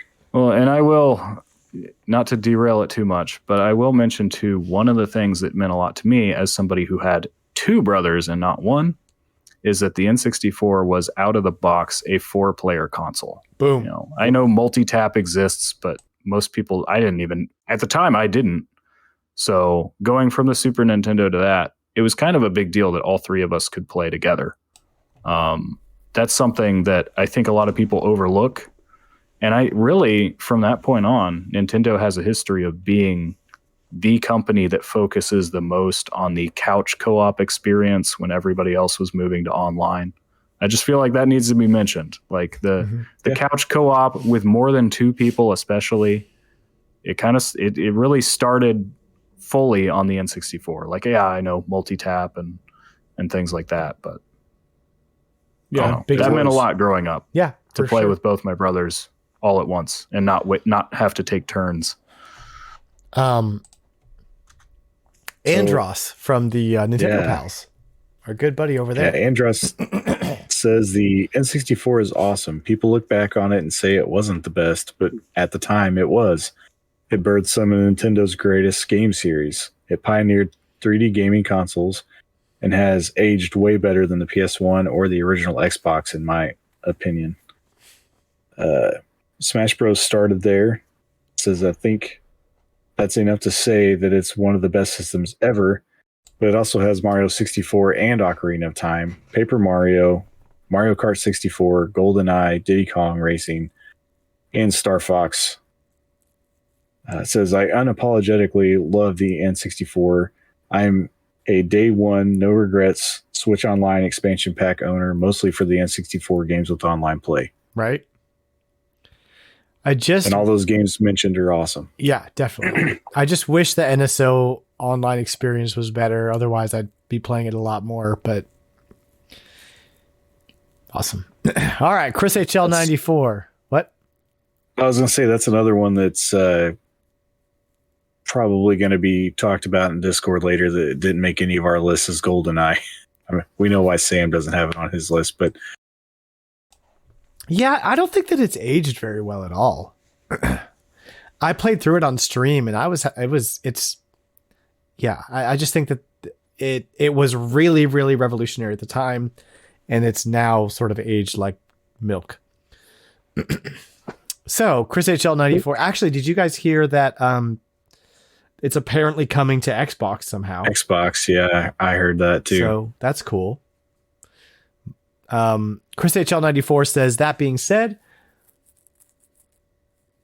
he said something. He said a joke earlier. I don't remember what it was. He said, I'm a huge fan of the console as it includes two of my favorite games of all time, GoldenEye and Ocarina of Time. If EA had put out a better NHL game, it would be my favorite console of all time. I really like Wayne Gretzky's 3D hockey on his. It was good. That's a good little arcade hockey game. Go ahead, Sam. All right, Adrock, our very own Adam, says, bro. I have nothing but fond memories of the N64. I first played it at my friend's house, who always got every new Nintendo console at launch. For a while, it was really just Mario 64 and Pilot Wings. Playing Mario 64 for the first time was positively euphoric. Until then, the only 3D games I had played were Wolfenstein and Doom on PC, and stuff like Star Fox on the SNES. But being able to platform and traverse a fully realized three-dimensional space and hop, swim, and fly around as Mario, it was like my gaming fantasy had come true. I remember thinking Pilot Wings looked super boring until it was my turn to play, and then he had to wrestle the controller out of my hands. Eventually, Wave Race 64 came out, and we played it relentlessly, more than just racing. Sometimes we would goof around with the physics and see what kind of crazy in-air crashes we could perform. We would do that and almost pee our pants laughing for hours. Then maybe a year or so later, Dan finally got an N64. I remember watching him play Turok for hours on end, and being slightly jealous that it was his, even though I could basically play it whenever he wasn't on. Mm-hmm. Overall, some of my best Nintendo launch memories, and maybe my favorite launch memories aside from Wii. Dude, I don't know why Turok is just in my mind, just so high up there on N64 games. You know, and I still play it. Wasn't on your list, though. That's true, but like it was probably number 7, honestly, 6 or 7. It just is so fun. Like, and honestly, that's probably one of those things that's like 100% nostalgia for me, because I like know that game inside and out. But dang, dude, like, I mean, you're shooting dinosaurs. Like, what's there not to like? Oh yeah, it was awesome. Other than all the fog. John, do you have the breadth in you to read Flightsy's novel here? Yeah, I mean, love you, Philip. I think Adams was about the same size. That's true. Okay, so Flightsy says, I'm a bit too young to have nostalgia for this console. I appreciate its place in history, but I don't have a lot of experiences with it. My first 3D Mario game was Super Mario Galaxy 2, so going back to Mario 64 when I played it on Virtual Console just felt kind of underwhelming. First reading about the game in a magazine and seeing how polygonal it looked as a kid. For a while, I couldn't believe that people considered it so great. I now know that, or I now know a lot more context for Super Mario 64, and I see how important it was, but I still can't really capture the magic for myself. I feel myself more attached to both the SNES before it and the GameCube after it, as they offer more refined takes on 2D and 3D games respectively. That being said, I have enjoyed two N64 games, Kirby 64 and Paper Mario. Kirby 64 is the only Kirby game that allows you to combine any copy ability with any other copy ability, even itself, to gain a whole new ability. I wrote a whole kind of review on it and posted it somewhere on this Discord, so I won't go into more detail here. But Paper Mario is an all-time classic. It gets around the N64's polygonal graphics through its ingenious art style. It builds upon tactical RPG formulas to make significantly unique take. It has action commands which are ingenious in themselves, but are technically taken from Super Mario RPG. What really makes the battle system shine is how it uses low but unchanging numbers. You only start with 5 HP, and your jump attack starts at 1 point of damage, but your attacks will always do the same amount of damage depending on whether you succeed with an action command. This means that every hit point matters, and you can strategize around the exact moves you'll need to perform to win the battle. Bro, I love how specific Flightsy gets about why he loves things, because yeah, he's he really right. drills it in. He's right, man. Paper Mario is genius. Like, Mario RPG was great, but it was not very like it was missing a lot of the story elements that Paper Mario has. Yeah, and Paper Mario is a much simpler, in a good way, experience, and made more comedic. Made it way more accessible. So many other RPGs make the mistake of developing developing systems that are just complicated. Mm-hmm. They don't even really give you strategic options. They're just complicated. Because like most turn-based RPG battle systems, it's really a matter of optimizing damage. Mm-hmm. And really, unless you're vastly underleveled, you can beat most enemies by spamming your basic attack and healing when your HP is low. Mm-hmm. Like, there's not a whole lot of strategy there, really. It's just a very complicated formula for calculating damage. And to really dispense with that lets you focus on the things that actually make a game fun and interesting, I think. Yeah, that's what I was going to say. Most of the newer setups for RPGs and stuff is it just makes the game not as fun because you're trying to figure things out more often than you actually get a handle on it. That's kind of why I like to stick to Dragon Quest and stuff, because it's the same tried and true formula for combat. You're always going to know how to do it, but they just add new other things to it. And I think that's why I always gravitated towards tactics, because it is complex, but there's still a lot of variation in your strategy. Whereas most turn-based games are exactly that. Like, I'm just using the same attacks all the time. But with tactics, it's much more complex without being overwhelming, usually. Awesome. Flightsy. Thank you, dude. Spider Shan says, I was actually against the N64 at first. I felt like Nintendo is turning its back on the 2D games I had grown up on for some silly reason. I saw the pics of games in Nintendo Power, but refused to buy into it. I happily continued to play my SNES games. Then came the fall of '98 and the release of Ocarina of Time. I was already a Zelda junkie, playing Legend of Zelda, A Link to the Past, Link's Awakening over and over again. And the idea of a new Zelda game, even in 3D, was just too tempting. I bought my 64, Ocarina of Time, and Mario Kart all together. I picked up extra controllers so my colleagues and roommates and our friends could all play. Eventually, would also pick up Super Smash Bros., Majora's Mask, Episode 1 Racer, and GoldenEye. We played those games through a few years of college, and I appreciated the moments and memories that system gave me. Interestingly enough, I never bought a copy of Mario 64 for it. I had still gotten them over changing my beloved 2D to 3D Mario, I guess. So to this day, I've only have a handful of N64 games. It's probably the system I revisit the least, but at the same time, I wouldn't trade it for the world. That's funny. No Mario. He's the same. It's the same for me with Super Nintendo.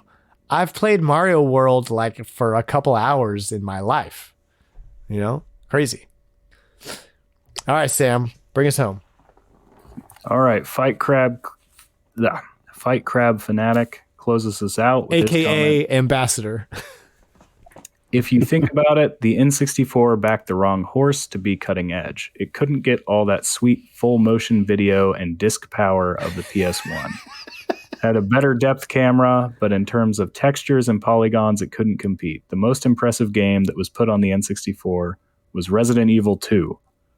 There is a YouTube video on how the Capcom team had to use so many shortcuts and workarounds to include the cutscenes and graphical depth.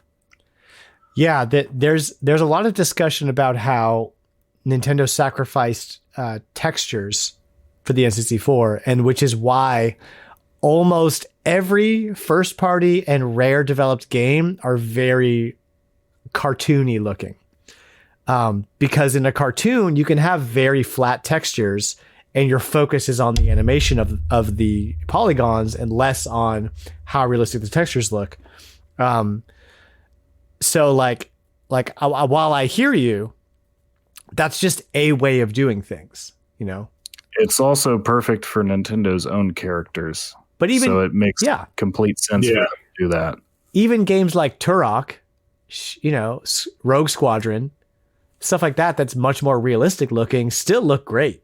You know, even like Blast Core has like metallic surfaces and stuff like that. So the N64 was no slouch. Not only that, but the textures the PS1 boasts now look like garbage. So they just make it even harder to tell what something is. I think it is interesting. Obviously, the PlayStation 1 sold a lot more units as a console, but I think there is something to be said that the N64 library, I think, has stood the test of time better in a lot of ways. Now, it obviously doesn't have the breadth of the PlayStation library, but you know, you even just look at sales there. Super Mario 64, correct me if I'm wrong, but I believe Super Mario 64 has sold more than any PlayStation game ever has. I don't know if that number maybe includes like pack-in Switch re-release or virtual console or whatnot. But I think that game has stood up more than, you know, I believe Gran Turismo is the best-selling PlayStation game. It has sold fewer units than Mario 64. You're right. I mean, if Wikipedia is to be believed, Gran Turismo has sold 10.8 million units.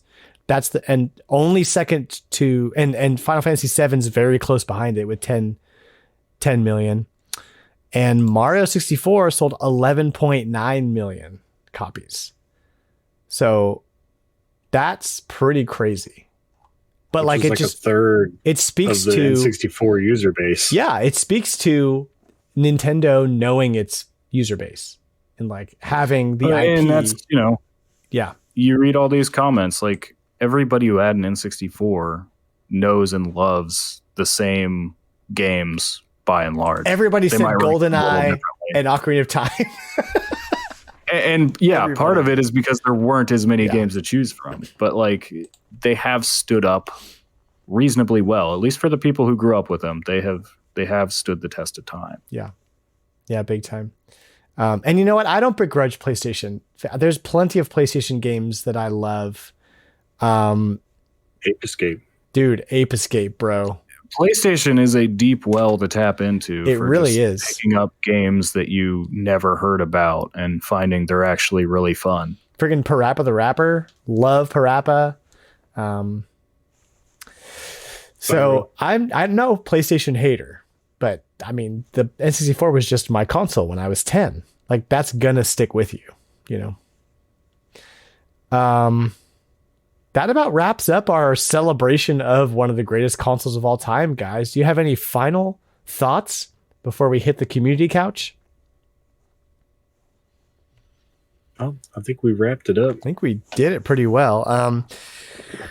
If you're listening out there and you're like, hey, how do I get my comment read on the show? all you have to do is join our wonderful Discord. You can do that at retrologic.games or in my Twitter bio at retrologic.games. We're going to go to the community couch now, so stick around, and then we're going to say goodnight. So see you guys in just a second.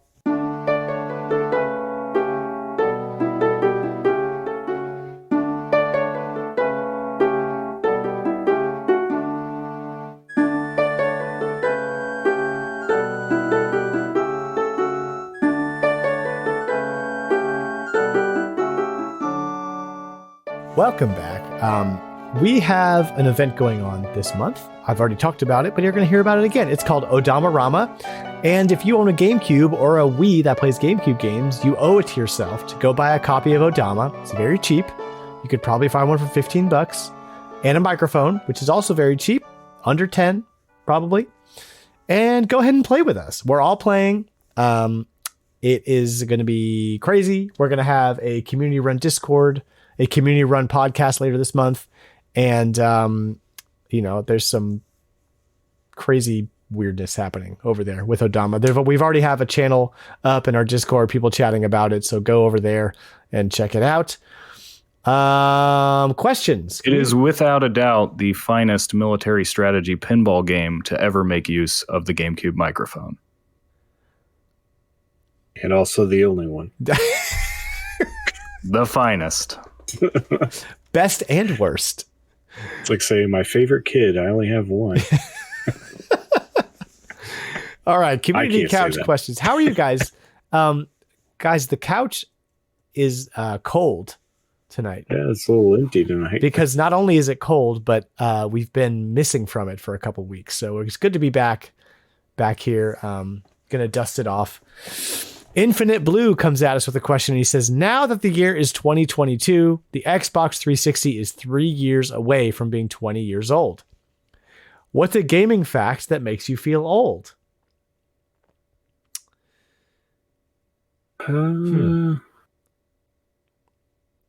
So as I talked about this earlier in the podcast, but I watched the video of me getting the N64 for Christmas. That was in 1996. And kind of realizing that was 25 years ago, and that like if a person was born the year I got my N64, they'd be 25 now and like could be married with their own kids. That's a bummer. Yeah. Like, I'm watching a video of me and I'm like, oh, that's me.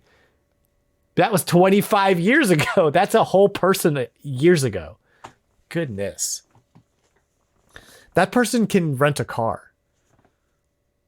Like, that person could have been drinking for 4 years. Goodness. Yeah, for me, it's more, he brings up like the Xbox 360 is 3 years away from being 20 years old. So it's 17 years old. In 2022, once we reach the release date anyway. That almost hits me more so because like it's more like it kind of that like mental block of like that's like a modern system. Right. It can't be that old. Mm-hmm. And it's like the Wii turning 16 this year. Like that's just weird. The Wii can drive a car. Yeah. Like, go find a teenager. Go find a teenager that's studying for their driver's license. Be like, hey, you remember the launch of the Wii? They'll be like, no. Gosh, I remember the launch of the Wii so vividly. I remember like it was last year. I was in line at Walmart. I remember not being able to buy one despite trying. Sorry. I mean, the generation before that is already 20 years old. Yeah. It's like GameCube, Xbox, PS2, those don't seem like they're 20 years old, you know?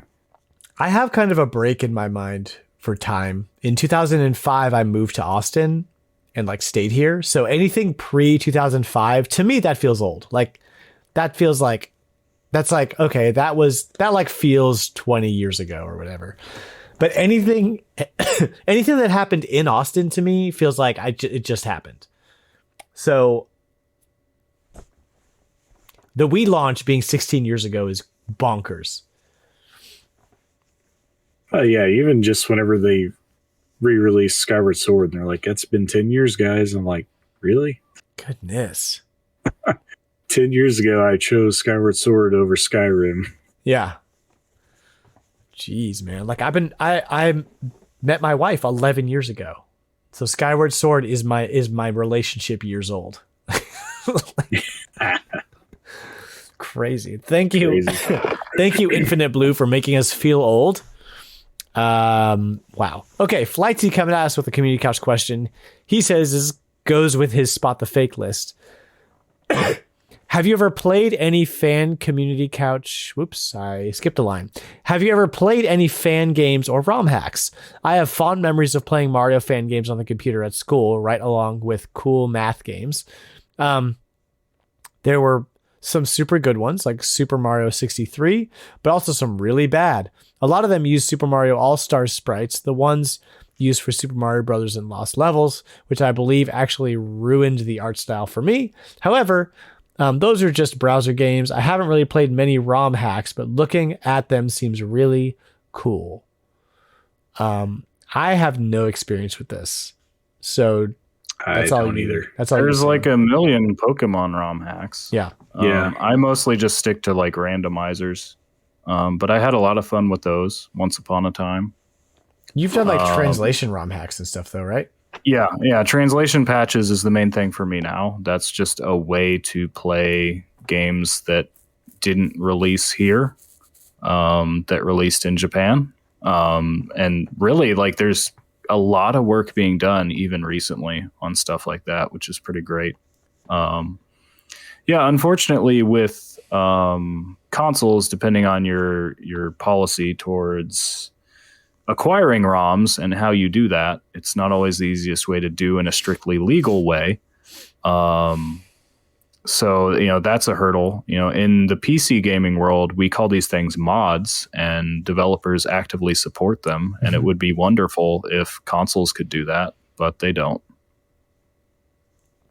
True. No, because they charge money for that. Yeah. It's called DLC.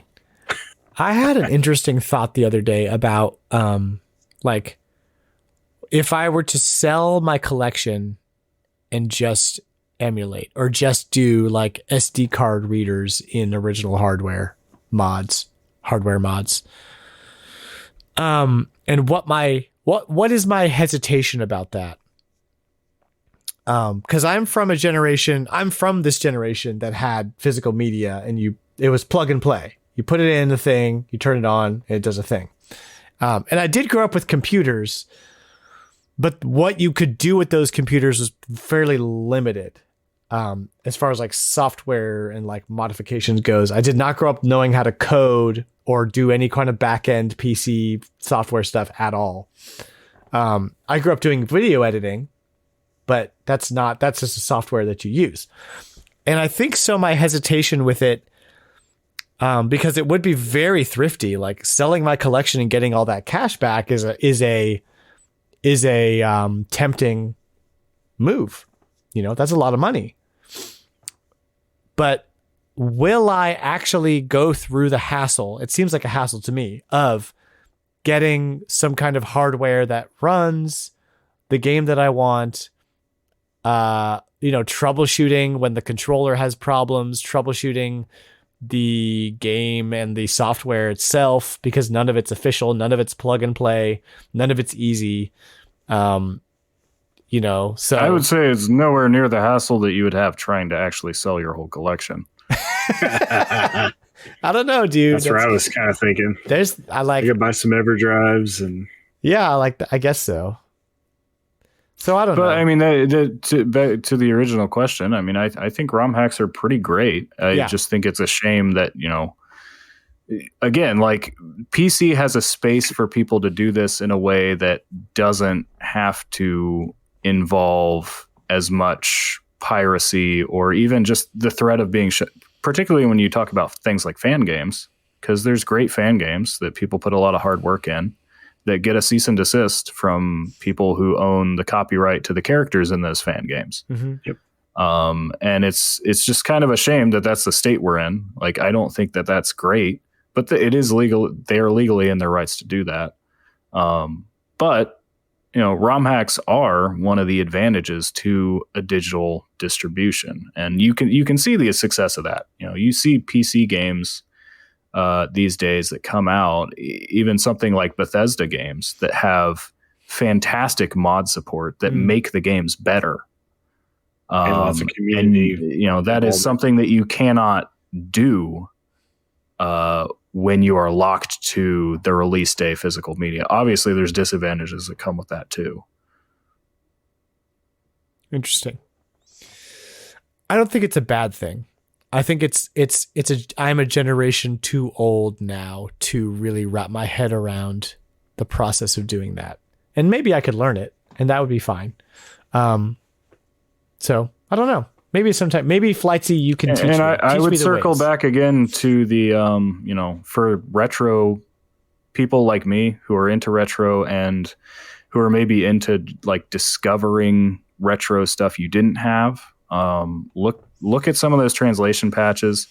I mean, I try to keep everything above board. That's just following my own conscience there. I get original cartridges. I have, at least for my Super Nintendo, I can back up my own ROMs of Super Famicom games and patch them with a translation patch myself and play them. And that has been wonderful for me. Being able to play games like the rest of the Gomon series, the rest of the Front Mission series that didn't release here is pretty awesome. I recommend it to anybody who has the ability to do that. Awesome. Does the Mega SG also have that same ability? The Mega SG can play from an SD card. At current, the jailbreak firmware does not allow you to back up your own cartridges. They may add that support at a later time. Nice. And there may be somebody else who's tried to make a way to do it already. But otherwise, you'll need some other kind of cartridge dumper or some other way of acquiring the ROMs, hopefully legally. One thing I will note that, as far as I can tell, is perfectly legal. I bought the Genesis Classics collection on Steam. All of those ROMs are just in a folder. It's not encrypted or anything. You can copy them to an SD card and play it on a Mega SG. There you go. I mean, you purchased them. Yeah, so. I did. And, I just move those files around. There doesn't seem to be any sort of protection on those or any. As far as I can tell, I did nothing that wasn't within the user agreement, but I didn't read the user agreement super carefully. Guess we'll never know. Well, that's about it for this episode 64 of Retrologic 64, as we like to call it. Thank you for listening. Thanks for being part of the community. And thanks for being awesome. This is Retrologic. We are proudly part of the Nintendo Dads family of podcasts. Nintendo Dads. I should enunciate when I say that. Nintendo Dads family of podcasts. If you like what you hear, check me out on Twitter and Instagram at retrologic.games. You're also welcome to jump into our friendly and 100% non-toxic Discord community. The links to that are in my Twitter bio, as well as the website retrologic.games, where you can find all the things, some awesome merch, all the podcasts, Retro Groove, a music-based history podcast, all that stuff is there. The blog, you got to go check out the blog. Retro Groove posts all their stuff there. Sam has a bunch of really cool articles there about Virtual Console and current available retro games. So go check all that charts. Charts, guys. Come on. Anywho, thanks for listening, and we'll catch y'all next week. Bye now. Goodbye.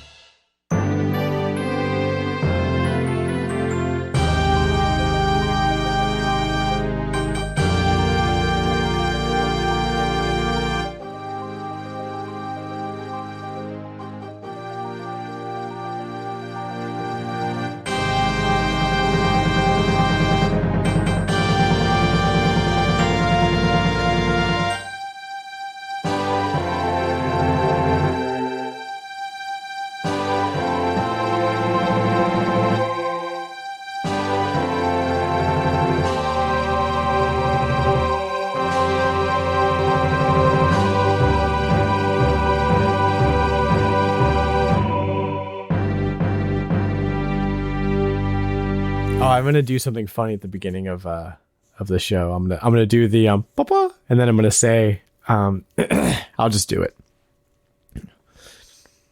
It's a me, a retrologic.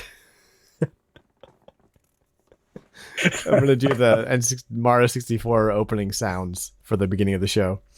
You know, the papa, and then he says, "It's a me, Mario." Gotta go to that. You know what I'm talking about. Sam, don't give me that dirty look.